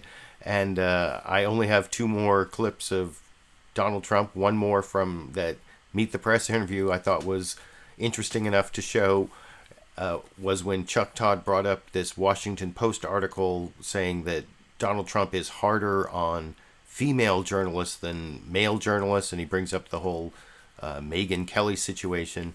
And there are 2 things I love about Donald Trump's answer. First, he uses Chuck Todd as an example of a journalist he's been hard on, and of course, and he points out, and Chuck, you're far from a woman. I like that part. And then he kind of kisses up to Andrea Mitchell at the end of the answer. You can see here. This week in the Washington Post, implying that your campaign and that you individually are tougher on women correspondents, women anchors, women reporters than men. Really? I haven't seen that. It was Paul Farr in the Post. Trump's penchant for insulting people and organizations that displease him is well known. Less remarked upon, however, has been the special comments that Trump pours out for the women who chronicle his campaign. There's a perception out I think there. I've been tougher on you than any human being on earth in terms of reporter. So I think my wife believes that too. Okay. But in all fairness, I've been tougher on you than anybody. I've heard these whispers before. There's a perception out there. How do you get rid of the perception? Perhaps it's the Megyn Kelly situation. Hey, look, she gave me a really phony question. It was a setup question. It wasn't even a question. It was a statement. It was inappropriate. And I hit her hard, and I think that's fine. But if you gave me that question, I'd hit you the same way. I mean, you are the perfect one to answer. You have been, under fire from me for a long time, and you are far from a woman. Well, that I can tell you. Well, that is a fact. Thanks. Things. Look, no, I don't. we all have to I never even heard this. I haven't seen the report. You haven't seen the report? I haven't seen it. I mean, I get so much publicity, I don't get to read everything, unfortunately. But this was in the Washington Post? It was in the Washington Post a couple days ago. It's totally look, I think there are some women. There's one sitting right over there in the beautiful red dress. Do you see that woman over there? Well, I have great respect for that woman. And I don't know if she knows that I'm talking about her. I'm talking about you. I would never do that to I believe he is referring to Andrea Mitchell. I am referring to Andrea. I want to ask about one final thing. That's kind of creepy and gross, the way he was talking about Andrea Mitchell there, and that whole thing. It was kind of funny with Donald Trump saying that Chuck Todd is far from being a woman, and Chuck Todd saying his wife would say that Donald Trump's been as hard on him as he's been on any of these women journalists. But it also kind of shows the cozy smarminess between politicians and the corporate media. And I'm showing you the clips from the big five corporate media of ABC, NBC, CBS, CNN, and Fox News. I think I forgot to say that at the beginning of the program for once, but it's not like you don't know what I'm doing here. And I have one more Donald Trump clip. This is actually kind of a transitional clip because this has to do with one of the features of the New Hampshire primary I was talking about earlier, where independents, people who aren't registered or as Republicans or Democrats, can actually decide where they want to vote. They can either vote for one of the Republicans or one of the Democrats. And I don't know if Democrats can cross over to the... I don't think they registered... I'm not sure about that part, but it does lead to the situation where Donald Trump and Bernie Sanders are sometimes competing for the same voters. And Jake Tapper asked Donald Trump about that in this last Donald Trump clip, last Republican clip I want to play for the broadcast before I move on to some Democrats. Both Bernie Sanders' appearance on Saturday Night Live is about to come up, and then some Hillary Clinton clips, and then a bunch of Bernie Sanders clips at the end before, I think, a Bill Maher clip talking about Bernie Sanders to finally end the program. But here to end the Republican candidate clips is Donald Trump talking about why he sometimes appeals to the same voters as Bernie Sanders, but will actually do better for them than Bernie Sanders could here. In New Hampshire, it's interesting, of course, independents are the biggest political group here, and they can vote in either the Democratic or the Republican primary. And for that reason, you and Bernie Sanders, in some ways, are both competing hard for some of the same independent voters. Are you surprised that you're competing with Bernie Sanders? And what's your message to those independent voters who might be trying to decide between you and the Vermont senator? Well, it's very interesting that you say that, because the one thing we very much agree on is trade. We both agree that we're getting ripped off by China, by Japan, by Mexico, by everybody we do business with. The difference is I can do something about it. I'm going to renegotiate those trade deals and make them good. And believe me, they're going to be really good. I've got the greatest people in the world. I have Karl endorse me, the great businessman. I have many other great businessmen are endorsing me or have endorsed me. And I will tell you, we will make them good. Bernie can't do anything about it because it's not his thing. He won't be able to do anything about it. I'll create absolute gold out of those deals, whereas right now we're losing tens of billions and even hundreds of billions of dollars. I will create gold, and Bernie will just talk about how bad they are. You said... So that's it. That's the Republican side. I've showed all the debate clips. I've showed all the candidate clips from this morning's different news analysis programs on the big five corporate outlets. So now it's time to move on, yay, to the Democratic side of the debate, and to start off with a little bit of fun before we get to some of the hard grinding political clips. Especially, you'll see I'm going to show several Hillary Clinton clips. I noticed looking at my YouTube analytics that my viewership drops the most when I show Hillary Clinton clips. I don't know why that is, but because she, of all the people I'm showing, probably has the highest chance to be the next president of the United States, so you would think you would want to watch and see what she says, even though several of these other people, including Bernie Sanders, has a very good chance, as does Donald Trump and Marco Rubio, and probably those three governors have an outside chance, even Jeb Bush of all people. But I want to start off with a little bit of fun, like I said. This is Bernie Sanders and Larry David appeared both on Saturday Night Live last night, and this is a skit where they both appeared, the most lines from Bernie Sanders here. And it's like you can see the entire skit at a link I put down in the video description. It's available for free on Saturday Night Live's YouTube channel. It's called SNL Steamer Ship, I think. And it's about, like, I don't know if it's the Titanic or some big steamer ship is sinking, and they say women and children first, and Larry David is a rich guy who objects over in this clip. But my father is rich. I come from a wealthy family. Technically, my life is worth more than all of yours put together, especially these women and midgets. So if it's all the same to you, I'm gonna pop down in that lifeboat. Hold on, wait a second.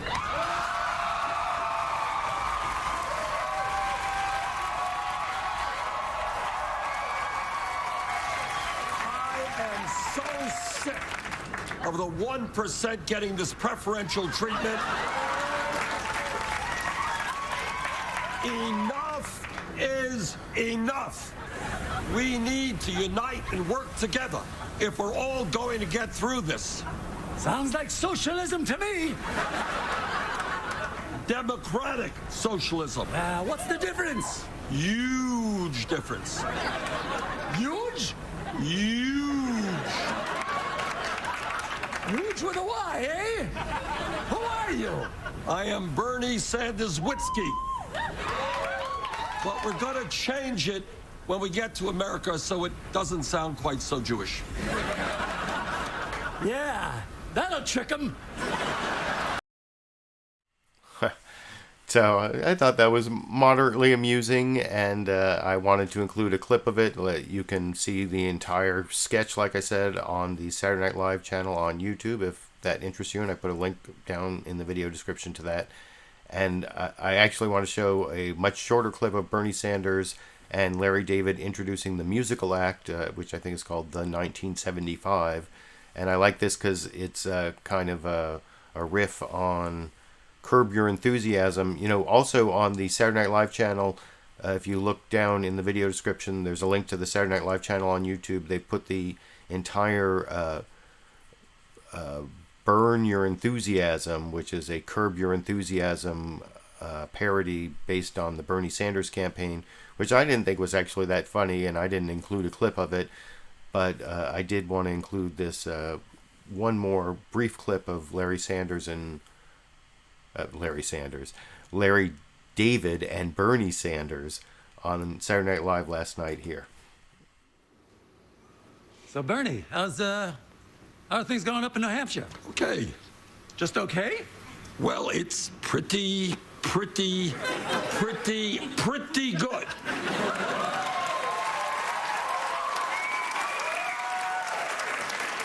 That's great, Bernie. And now, ladies and gentlemen, the 1975. So that was definitely a reference to Curb Your Enthusiasm, and I like Curb Your Enthusiasm, even though, like I said, I didn't think the Saturday Night Live last night was that funny. I haven't thought it was that funny for a while. I showed a couple kind of amusing clips, but, you know, kind of amusing is the best you get these days.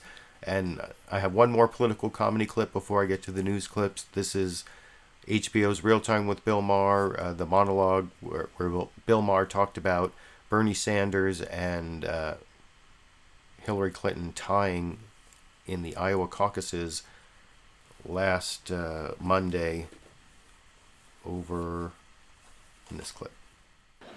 But Hillary and Bernie now fought to a dead-even tie. Bernie was 30 points behind, a dead-even tie, basically. I just think Hillary, I love her, but just not good at this. Just not good at camp. I mean, in 2008, she lost to a black man with a Muslim name. Now she's losing to a 74-year-old Jewish socialist. I mean, Hillary, we're making this as easy as we can for you, but you're gonna have to help a little. Now, Hillary's camp says that's unfair because Bernie has an advantage. People actually like him.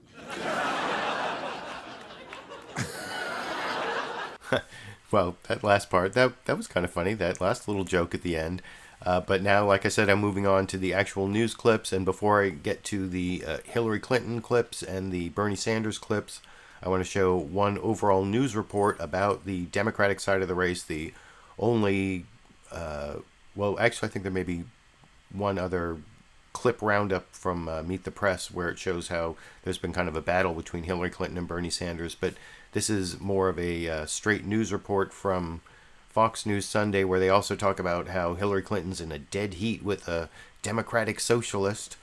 And it starts with Chris Wallace, then over to their reporter Ed Henry over here. Bernie Sanders, who represents neighboring Vermont in the Senate, is holding on to his double-digit lead over Hillary Clinton here in New Hampshire.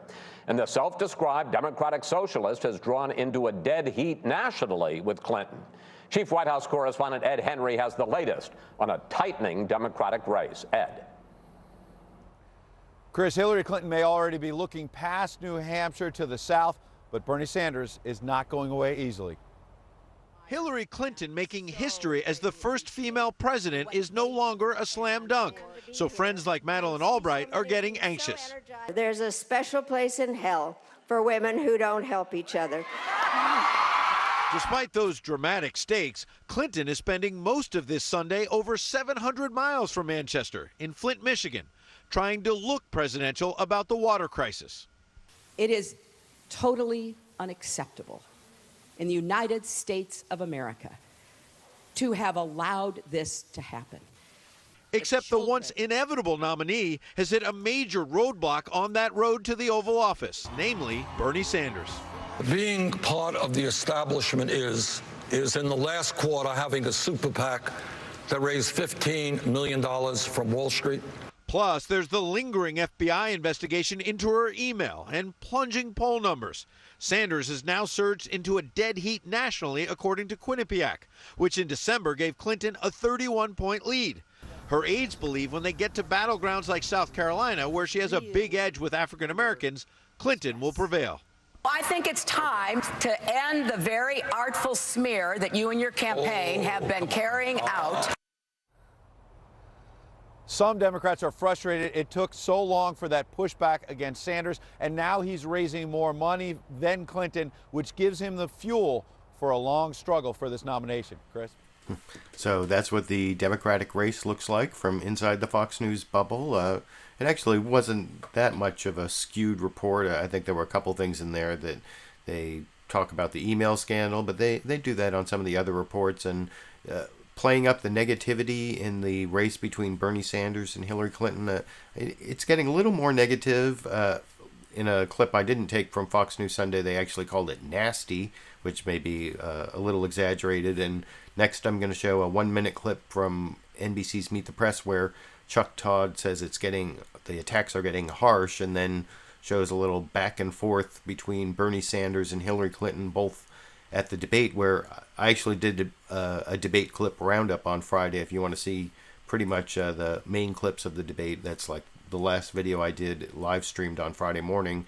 And then this is includes some clips from after the debate as well, as things have gotten a little, I don't know, nasty or harsh or just more contentious between Hillary Clinton and Bernie Sanders, as Chuck Todd reported here. Panel, we're going to talk about the Democratic race, and to set it up, let's put a little composition together of the really harsh attacks that they've been exchanging. Here it is. What being part of the establishment is in the last quarter having a super PAC that raised $15 million from Wall Street. I think it's time to end the very artful smear that you and your campaign have been carrying out.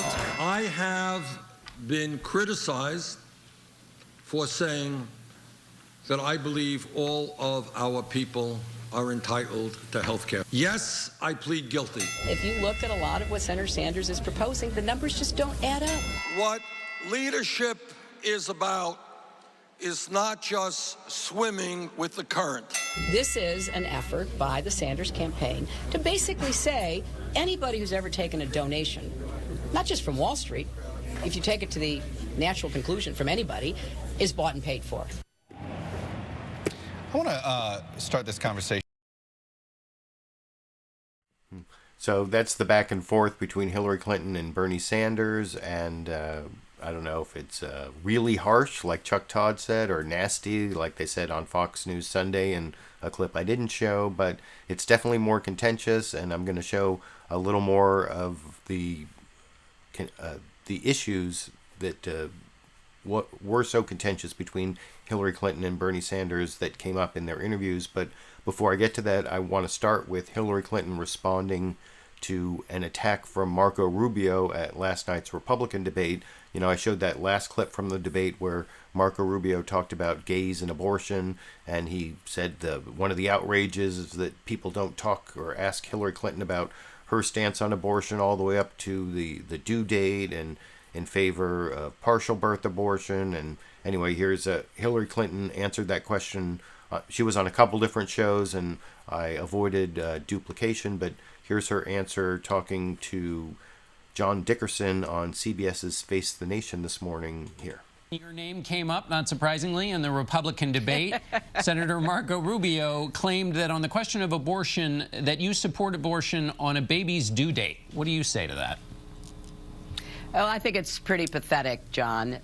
This is something that, illustrates how Senator Rubio has been just going as far as he can to try to, I guess, buttress his credentials with certain parts of the Republican constituency. I've been on record for years about where I stand on making abortion safe and legal, the exceptions that are appropriate that should be looked into, and the very difficult choices that a very few women have to confront that lead to excruciating kinds of decisions.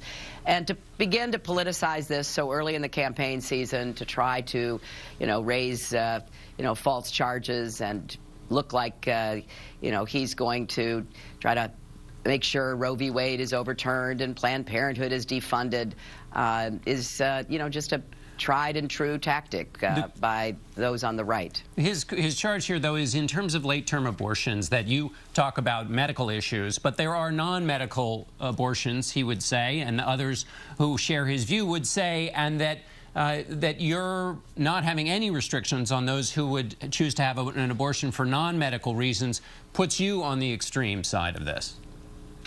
Well, that's just not true. People should go back and read Roe v. Wade. Reasonable kinds of restrictions can be imposed as long as the life and health of the mother are taken into account, and that is what the law is today.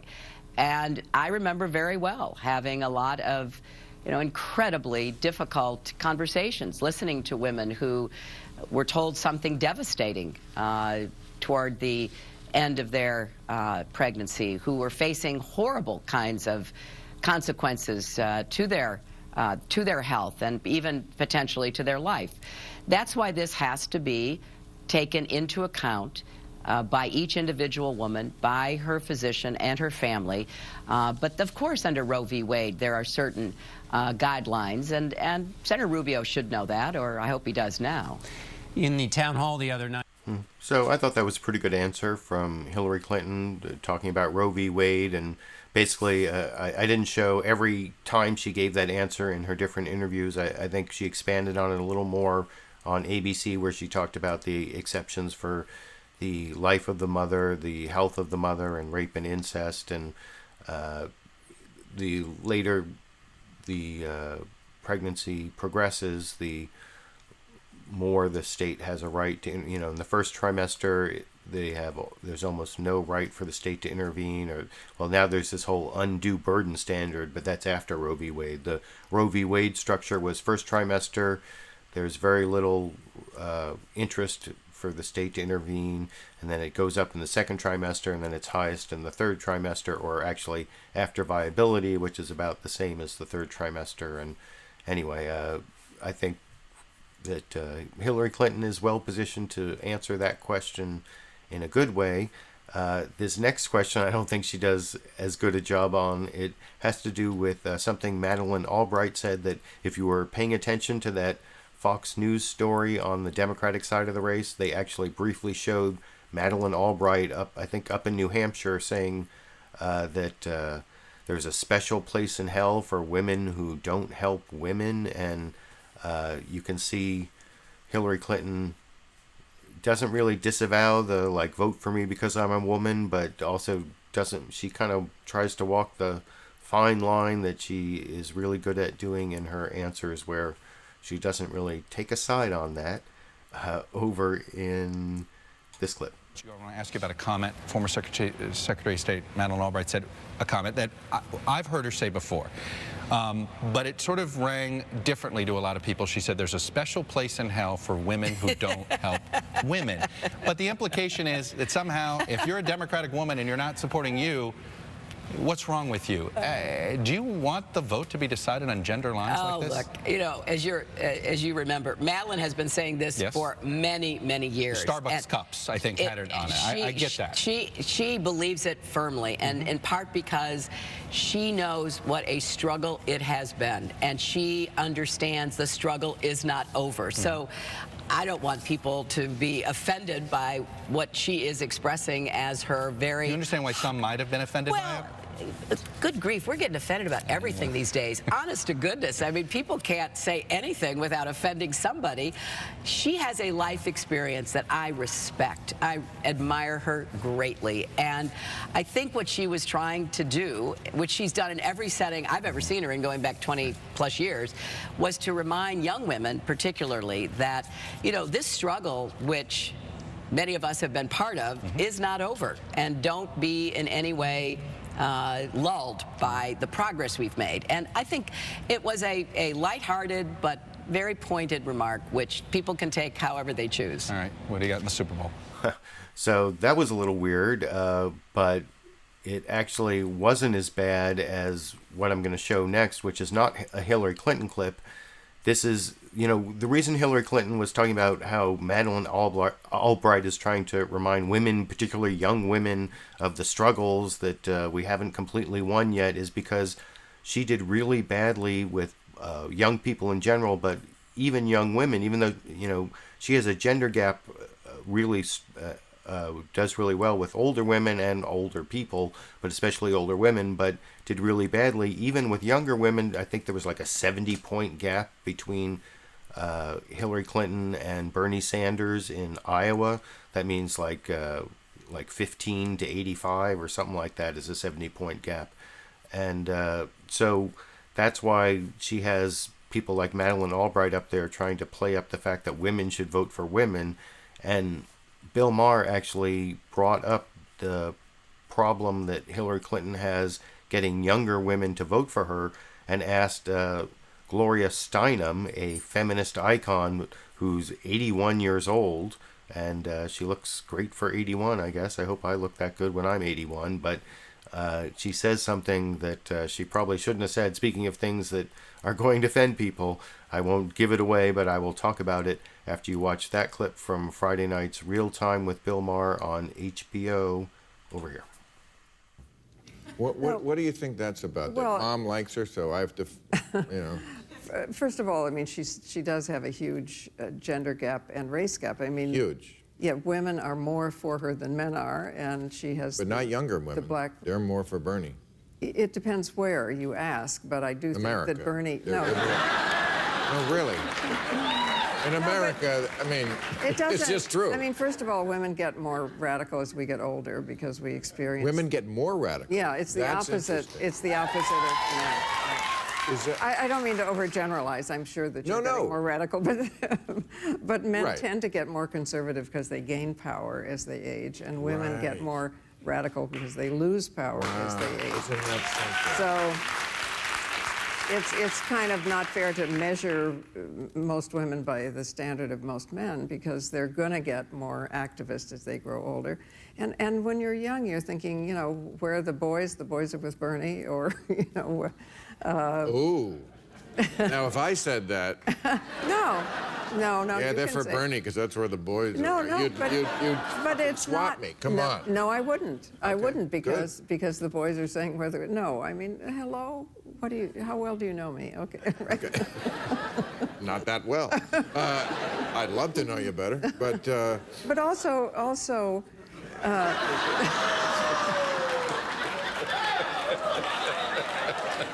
That one went right by me. I didn't notice it. I don't know about that. I don't know what Gloria Steinem was trying to say there, but it's like, women go to college to get their MRS. That's why they're supporters of Bernie Sanders, because the girls are looking for where the boys are. That just seems ridiculous, and I don't even know where that came from, but it was so out of left field. I thought I would show it in conjunction with the Madeleine Albright clip. I don't know, is she actually, I don't know if that's supposed to move anyone, or I don't think Gloria Steinem is a surrogate for Hillary Clinton, like Madeleine Albright is actually up there, brought by the Hillary Clinton campaign as a known surrogate for Hillary Clinton.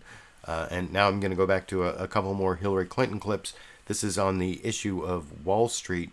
On the first one, Hillary Clinton said that she was not influenced by any Wall Street money, and that Bernie Sanders couldn't show any kind of vote or position that she had taken that had been influenced by Wall Street money. And back when I did my clip roundup on Friday morning, I had a link to a Daily Kos post that had links to a Boston Globe article and an Atlantic article, and then also this other post that talked about a charge from Elizabeth Warren on this bankruptcy bill. And it's the Elizabeth Warren charge on the bankruptcy bill that Hillary Clinton got asked about on a couple different programs. The one I'm going to show her answering here is on CNN's State of the Union, talking to Jake Tapper over in this clip. You said the other night at I forget if it was the debate or the town hall, they all run together in my mind, but you said at one of them that nobody can point to an example where you took money from a group and changed your vote. The Sanders campaign afterwards sent out an excerpt from a book from Elizabeth Warren in which she suggests that you took $140,000 from the banking interests, and as a result, according to Warren, not me, changed your vote on a bankruptcy bill. Right. Now, I would love it if you would address the substance of the allegation, and also the fact that Sanders' campaign sent it out, but Sanders himself backed off from making the charge himself. Well, that's their typical, artistic smear. That campaign sends out something, gets people riled up, and then they say, oh no, we're running a positive campaign. Enough. Okay, I'm glad you raised this, because I really do want to get this record straight once and for all. I worked with Senator Warren, with whom I have the highest regard, in 2000 to stop a very bad bankruptcy bill. And then when I got to the Senate in 2001, early on, there was going to be a vote on another bankruptcy bill.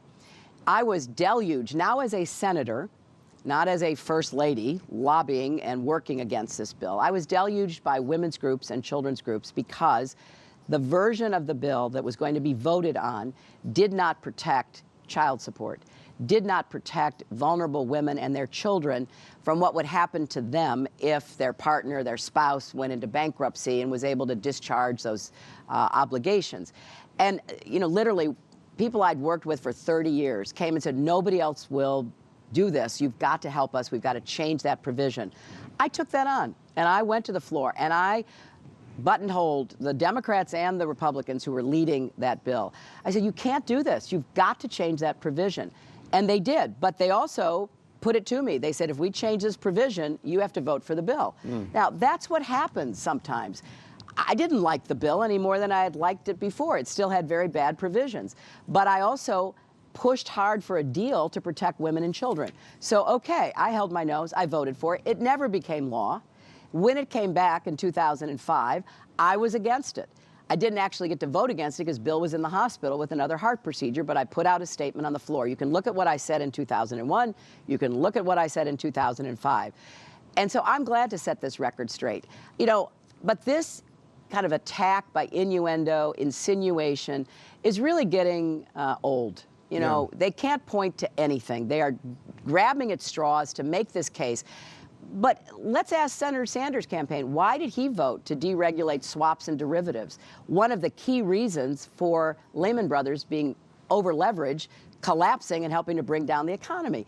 This is a debate that we should be having about what our public records are and where we stand. I have the toughest, most effective campaign plan to take on the entire financial industry.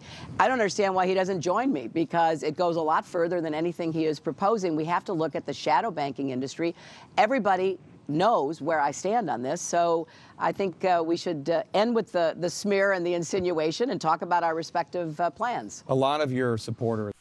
So that's Hillary Clinton's response to the Elizabeth Warren charge that she changed her vote on the bankruptcy bill after taking money from the banks. She says it's because she was trying to protect women and children from losing their child support, and then she also missed the vote on the 2005 version, but she was going to vote against it. She made a statement against it, but then Bill was having his cardiac surgery. I saw her give that answer on 2 different programs. Actually, over on ABC's This Week with George Stephanopoulos, they actually played some clips of Elizabeth Warren over on Bill Moyer's program, I think, when she was going around talking about her book, where she actually, said that, Hillary Clinton changed her vote, and you can see Hillary Clinton has a very good detailed response. I don't know if it's completely accurate, but it's a well-rehearsed, well-composed answer that also pivots around to attack Bernie Sanders. And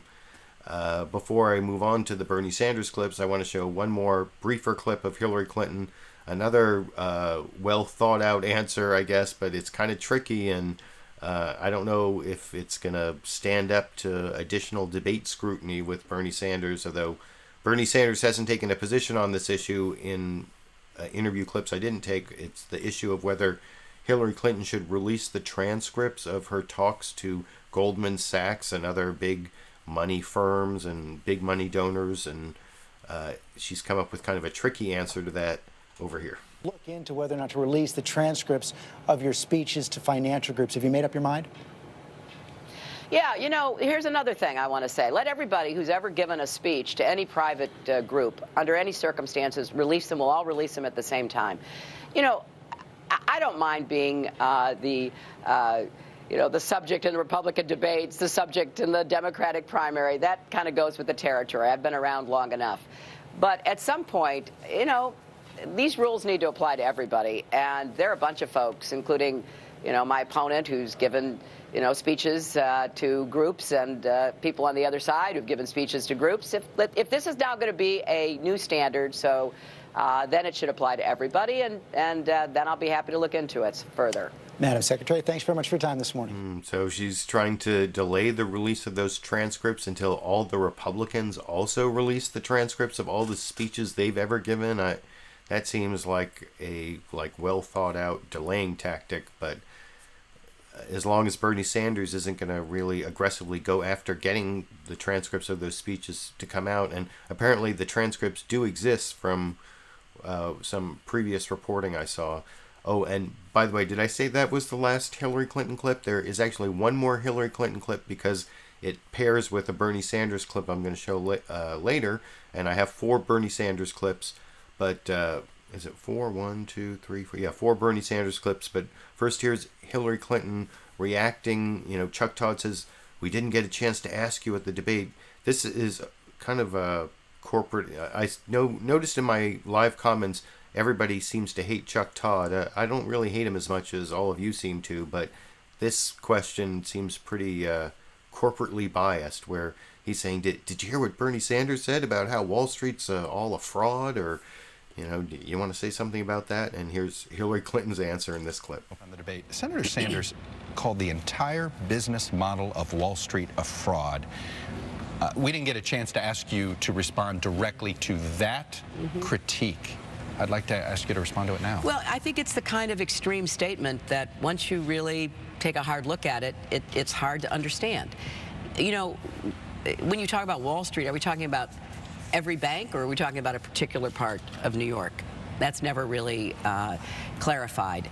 What I believe is that there are good actors and bad actors in every part of our economy. The job of the president is to weed out and prevent the bad actors from disrupting economic activity, from amassing too much power and influence.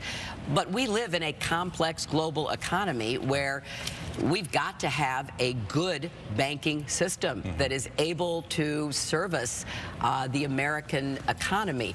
And it needs to be more than just looking at the 5 banks that are the big banks. We have to have a much more robust community banking system, regional banking system, other forms of credit access. And that's what I am advocating for. And I still do not understand why I'm having this problem getting Senator Sanders to join me in going after what are the potential problems that are out there, the shadow banking sector and the investment and hedge fund sector.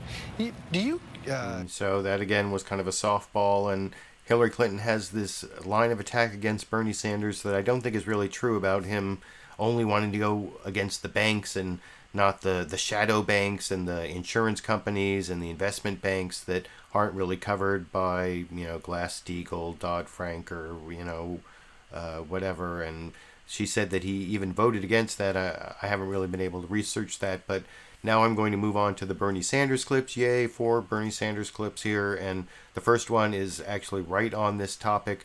It's not responding directly to what Hillary Clinton said, because Chuck Todd's interview of Bernie Sanders took place the night before, as he was preparing for his appearance on Saturday Night Live, while the Hillary Clinton interview was this morning, Sunday morning. But here's Bernie Sanders explaining why it is that he said that Wall Street is the business model is based on fraud, and I'll discuss his answer a little more after you watch it, and you can let me know what you think down in the comment sections while you're watching it over here. Move on to something else you said from the debate. It was a tough charge. You said, and you yourself said this was going to be a tough charge when you said it, the business model of Wall Street is fraud. Boy, that was a broad brush. And I was thinking about the fact that there's a lot of union pension funds that are invested in Wall Street, 30% in many of them when you look. I was looking up some of these things. A lot of 401ks, a lot of retirements is based on investments in Wall Street. It seems to me, if you believe it's a fraud, you would not like to see money invested in something based on a fraud. Look, Chuck, what I said I believe to be true. A few weeks ago, as you know, Goldman Sachs reached a settlement with the United States government for $5 billion. $5 billion. Why? And the answer is, obviously, they were defrauding investors in terms of selling subprime mortgage packages that were worthless. Now, that's my definition of fraud. And other major banks also have received, paid huge settlement fines to the federal government. And what really burns the American people up is after paying $5 billion in a settlement agreement, none of these people, none of the executives on Wall Street get charged with anything.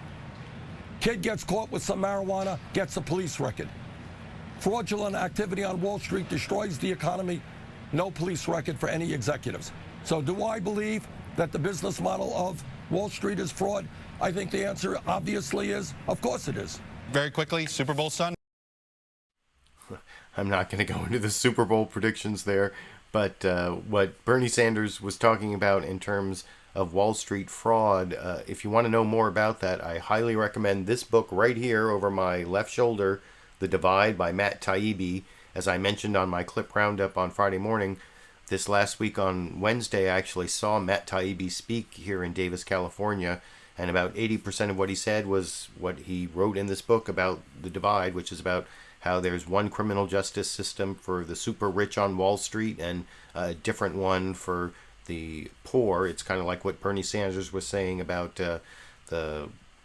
in fact, Matt Taibbi talked about someone getting like 40 days for a marijuana joint in New York, like right nearby where all the Wall Street people were getting no time for laundering money from huge drug cartels. That's is it HSBC bank case? And that was actually Loretta Lynch prosecuted the HSBC bank, who's the current Attorney General, although in this book here, Matt Taibbi really goes after Eric Holder, Eric Holder, the former Attorney General. But I don't want to go into all of that. I just wanted to point out that what Bernie Sanders said about the fraud on Wall Street is really backed up by this book here, The Divide. I want to show next how Bernie Sanders does not really take the bait on this idea that Hillary Clinton has engaged in specific votes or policy changes because of the Wall Street money, and it actually references specifically this Elizabeth Warren charge on the bankruptcy bill. Apparently, people in the Bernie Sanders campaign have been sending that out to voters in New Hampshire, but Bernie Sanders himself won't make that charge. He just talks about the general corruption of the system when he's asked about it this morning. This is on CNN State of the Union, talking to Jake Tapper, where he first talks about Hillary's super PAC and what he meant by that in the debate on last Thursday night here. It came out in the last week about Secretary Clinton pushing back on your suggestions that maybe her votes have been compromised, or she's been compromised. Didn't say that. Well, how would you phrase it? How would you? All I said is what is a fact. And if the Clinton campaign wants to contradict this fact, I'd like to hear it. What I said is that she has a super PAC, and she recently, according to her reports, received $15 million from Wall Street. End of discussion. I never said anything more. Now, her response has been, among other things, to say, nobody can point to a vote that I've ever changed because of this. And your campaign just put out a section from a book by Elizabeth Warren, a 2003 book, in which she noted, Elizabeth Warren, that Hillary Clinton as First Lady had opposed a bankruptcy bill in 1998-99. And then as a senator, she voted for the bill. Elizabeth Warren wrote, I'm just quoting Elizabeth Warren, the bill was essentially the same, but Hillary Rodham Clinton was not. And Warren basically charges that because Hillary Clinton had taken $140,000 from banks, she did change her vote. Now, that's Warren saying it, not you. Right. But do you think that's an example of Clinton changing her vote? This is what I think.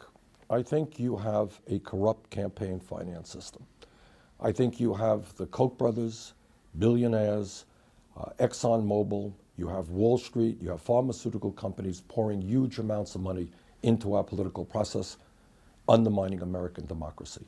And it's not an accident that we end up paying the highest prices in the world for prescription drugs. It's not an accident that there's not one Republican candidate who is prepared to stand up to the fossil fuel industry and help transform our energy system to deal with climate change. So I'm not going to go around saying, well, she got this, she did that. That is not my point. I do not have a super PAC, Jake. Okay, I don't want a super PAC. I don't want their money. We are raising money the old-fashioned way for middle class and working families, 3.5 million individual contributions. So if the suggestion, and let's not make it Clinton specific because I know you're reluctant to do that, but if the suggestion is not that individuals, let's say Democrats, are changing their votes because of campaign contributions, is the suggestion that as legislation is being drafted, people just won't go as far as they normally would because of the money? Here's what the suggestion is. You tell me, why is it that we pay the highest prices in the world for prescription drugs?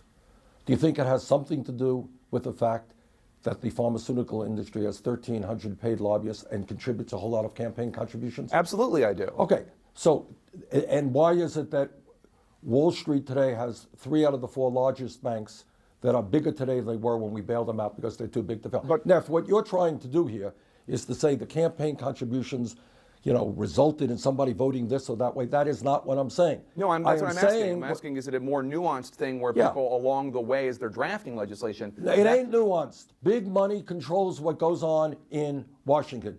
Every American understands that. You have to be very naive not to believe that the wealthiest and most powerful institutions in this country are contributing huge amounts of money. For what reason? For the heck of it? They just want to have fun and contribute that money? Of course they expect something. But that is different than saying, oh, this candidate took that amount of money and voted that way. That is not what I'm saying. What I am saying is you have a corrupt campaign finance system. I will do everything I can to overturn this disastrous Citizens United Supreme Court decision. And in fact, I believe we should have public funding of elections. Okay. But your campaign did send out this excerpt from Elizabeth Warren, and she directly said that Clinton, in her view, changed her vote. That's Elizabeth's point. I think the point that we wanted to know, I suspect the point that the campaign tried to make was to identify a particular vote that Secretary Clinton cast. And by the way, they're sending out 10 things a day attacking me. I should just to set the record straight on that. Hillary Clinton. Very end there, it sounds like Bernie Sanders isn't sure what his campaign's trying to do, which is a little worrisome. But I like large parts of that answer. I like that it ain't nuanced. Big money controls what goes on in Washington. That's a good talking point. And whether Bernie Sanders should get more specific and make specific attacks on Hillary Clinton's record, like the ones I was pointing out in my debate clip roundup last Friday morning, the last video I made that you can watch if you're interested in how I responded to that. I think Bernie Sanders might do well to have more specific talking points on how Hillary Clinton has voted in ways that he thinks are too close to the interests of the big banks. But I want to move on to the next topic. It's a foreign policy question, another place where I think Bernie Sanders actually has a better policy than Hillary Clinton, because he's less interventionist and less hawkish and less into regime change, all the things that make him more closer to what I believe in terms of foreign policy. But I don't think he's developed the talking points beyond the thing he says over and over again about how it's not about experience, it's about judgment, and she voted for the Iraq War. That I hear that over and over again, and you can hear that also in this answer talking to Chuck Todd. And then he brings up Madeleine Albright, and the thing that I find a little disturbing about this is that Bernie Sanders tries to use the same talking point on Madeleine Albright, saying, she was for the Iraq War too, so, what... And I actually looked it up, and you can see a link down in the video description. Madeleine Albright opposing the Iraq War, at least at the time. It's a New York Times article from September 2002, I think it is. And she is against George W. Bush's war in Iraq. But Bernie Sanders doesn't seem to know that, and I think actually has a better foreign policy than Hillary Clinton, but is not articulate, needs better talking points to articulate it, as demonstrated in this answer. I spoke with Senator Bernie Sanders from New York, where he was preparing to appear on Saturday Night Live. Here it is. I want to start with some reviews from the debate. First half of the debate on Wall Street, you got some good reviews. But on foreign policy, I want to put up some headlines here, sir. Not so good. Boston Globe, Sanders flunks on foreign policy. Washington Post, Bernie Sanders trips up on foreign policy during Dem debate. New Republic, Bernie Sanders can do better on foreign policy than bringing up Hillary Clinton's Iraq vote. How do you respond to that? Well, time after time when we have had debates, the pundits keep thinking that Hillary Clinton wins the debates, but somehow in Hampshire, and I think we're doing well nationally. Look, there is no question that Hillary Clinton has a great deal of experience regarding foreign policy. She was our Secretary of State for 4 years. That gives her a lot of experience. But it is not just experience that matters. It is judgment. And I think that we have the judgment in terms of what we should do with ISIS right now, that we should learn the lesson of the Iraq War, which I vigorously opposed, which means that we cannot, Chuck, do it alone. I will do everything that I can to make sure that our young men and women in the military do not get sucked into a perpetual warfare in the quagmire of the Middle East. But the concern, I think, is not about your policy on ISIS. Let me play for you something Secretary of State Madeleine Albright said on Saturday. Take a listen. I've been very concerned about his lack of knowledge. Most people know how many dictators North Korea has. I have spent an awful lot of time on the Hill in a variety of ways. I've gone up and done briefings and all kinds of things. Unless he looked totally different at the time, he has never been to any briefing. Look, now let me stipulate, Madeleine Albright is a supporter of Hillary Clinton. Okay, yes. And she was brought up here by the Hillary Clinton campaign to talk about this. But her concern is about the level of interest you have on foreign policy. Chuck, it goes without saying. Number one, I have been to briefing after briefing after briefing. In fact, just a couple of weeks ago when I visited with the president, one of the things that we talked about was Iran and foreign policy. It is obviously an enormously important part of what being a president is about. Now, I don't really know this, and maybe the answer is different. Tell me what Madeleine Albright's position was on the war in Iraq. Right. Well, I don't know, but I wouldn't be surprised if she supported that war. So, you know, the issue here is not just experience. The issue is judgment. I voted against the first Gulf War, which history will record as the right vote. I led the opposition against the war in Iraq, which history will also record as being the right thing. Clearly, foreign policy is enormously important. And I will tell you this also, Chuck. If you go back to 2008, this is exactly what the Clinton people were doing to Senator Barack Obama. They were attacking him. He didn't have the experience, et cetera, et cetera. I am absolutely confident that if elected president, we will have a very strong foreign policy for the American people. Well, I'd like to hear Bernie Sanders articulate that foreign policy a little bit better. I think Barack Obama did a good job talking about various foreign policy issues. And like I said, if you look down in the video description, I put a link to this Madeleine Albright New York Times article where she actually opposed the Iraq War in 2002, even though she said some mean things about Saddam Hussein. She said that we had to concentrate on the war on Al-Qaeda and not get diverted by the putting our military focusing on Saddam Hussein in Iraq at that time. So that actually didn't work as a response to the Madeleine Albright criticism. And I think, like I said before, that Bernie Sanders actually has a better foreign policy than Hillary Clinton, less hawkish, less interventionist, and he should have better talking points. That he has some good talking points on ISIS, but not so much on like Russia and North Korea, and just on his general foreign policy. I think he needs those, and he should develop them because his policies are actually more that's one of the things I am worried about Hillary Clinton, that she's too interventionist and too hawkish, and I'd like to see Bernie Sanders talk about that a little more.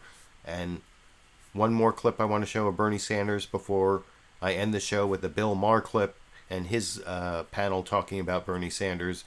This is Bernie Sanders first talking about this attack dog for the Clinton campaign, David Brock, who used to be a conservative attack dog against Anita Hill, which Bernie Sanders points out, and he's kind of astounded by who Hillary Clinton hires in that regard. And then he also responds to a question about the attacks on Hillary Clinton by the Bernie Bros, if anyone's heard of those, and I'll talk about that a little more after you watch that clip here. Black lives don't matter to Bernie Sanders. What did you make of that, and what do you make of the role that David Brock plays in the Clinton campaign? Well, let's remember who David Brock is. He is a political attack dog. And I happen to like Hillary Clinton. But I am astounded by some of the people that she has hired, including David Brock. David Brock, people will remember, used to be a real right-wing guy who was attacking people like Anita Hill. This is an African-American law professor who tried to do the right thing, and he admitted. He said, I lied about her. This is the guy that Hillary Clinton is making the head of her super PAC. I just don't understand, I just don't understand where the Clinton people are coming from, hiring somebody like that. Every day, they're attacking us in one way or the other. Have you heard about this phenomenon, Bernie Bros, people who support you and sometimes attack in very crude and sexist ways? I have heard about it. Clinton It's supporters? disgusting. Look, we don't want that crap. We can't, and we will do everything we can, and I think we have tried. Look, that anybody who is supporting me is doing sexist things we don't want them. I don't want them. That is not what this campaign is about. Has this experience... So Bernie Sanders disavows the sexism of the Bernie Bros. If you're a sexist Bernie Bro out there, just cut it out. He doesn't want your sexist help, unlike Hillary Clinton, who does not disavow the sexist remarks of Madeleine Albright that women should vote for women or whatever. But speaking of sexist, I want to do one more clip of Bill Maher, who talked about Bernie Sanders and actually said some things I agree with. And having said earlier in the program that I thought Hillary Clinton was the most likely person to be president, I also at that time said don't discount the possibility of Bernie Sanders. And here Bill Maher kind of makes that case, and then his panel goes around and talks about it in I think Alex Wagner, the MSNBC host who talks in the middle of this, kind of gives herself away as a Hillary Clinton supporter, but I will discuss all of that a little more after you watch this final clip for tonight's broadcast right here. Let me ask this question once more about Bernie Sanders. It seems to me he has put something on the table that I would call a New Deal. FDR had the New Deal, and it was like, look, the old way of work because we had a giant depression, of doing things just doesn't work. It seems like Bernie is putting on the table something we've never seen before. America could be more like a Western European democracy. Yes, you'll pay some more taxes, but we're going to cut defense, and look what you get for paying a little more. That's what Europe Under is. what You Congress? get free health care. You get free college. Okay. I'm just saying, wait, let me just finish. Let me just finish, and then you can talk ad nauseum. We have never had someone do this, so we don't know how many leftists are out there who have sat out election after election because they thought the two parties were too alike.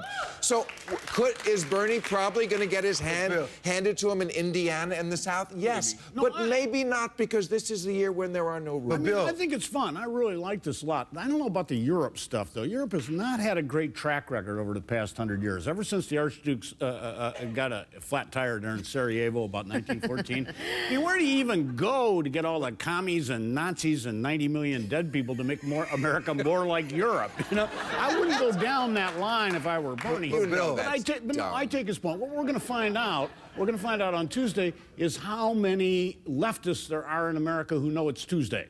Listen. Yeah, well, I mean, there's the reality that we live in a time of divided government. And until Democrats start voting in off-year elections, which would be a good way to change the makeup of the Congress, and we resolve our redistricting process, like, the reality is Bernie Sanders isn't going to walk in there with a supermajority in both houses of Congress. So I don't know where any of this stuff is going to get passed. He deserves to be heard. He deserves it. Day one wants Mrs. Clinton just to waltz in without being tested. As far as the socialism, not tested. Without being tested. She's 110. Yeah, and she was married to Bill. Listen, this is a new election cycle, new ideas, new issues that surround the world, like terrorism. She needs to be tested again. She just cannot waltz into the White House like a coronation. Well, she's hardly waltzing. Yeah. She's like literally hobbling in with waltzing. like a trail of email, like printouts. Right. Let me tell you, if the right wing gives anybody a free pass, it's Hillary Clinton. Yeah, right. Really. So I guess that's a good note to end on. Not only if the right wing gives anyone a pass, it's Hillary Clinton joke there, which was somewhat amusing, and the discussion there at the beginning from Bill Maher about how Bernie Sanders is presenting kind of a new deal that we don't get from the corporatist Democrats, and we haven't seen in a long time. It's not something we've never seen. There were actual socialists back. If you go back to Eugene Debs, we've had socialists in the United States. And as I've discussed on previous programs, Bernie Sanders isn't really a socialist because he doesn't believe in government ownership of the means of production. He's really just someone who believes in a strong social safety net and government benefits for the middle class and progressive taxation to pay for it. And that's not socialism, but it's being a strong liberal Democrat, which I don't know why he has just been a recent convert to the Democratic Party for this presidential election, but maybe it's because there are too many corporatist Democrats. You can let me know what you think down in the comment section. You can let me know what you think of the entire program, because that's it for the broadcast. I want to finish up. I saw someone say the Late Show with Stephen Colbert was about to start, and I know he has Megyn Kelly on. I'm recording that. I want to go make sure I don't mess it up because of the Super Bowl.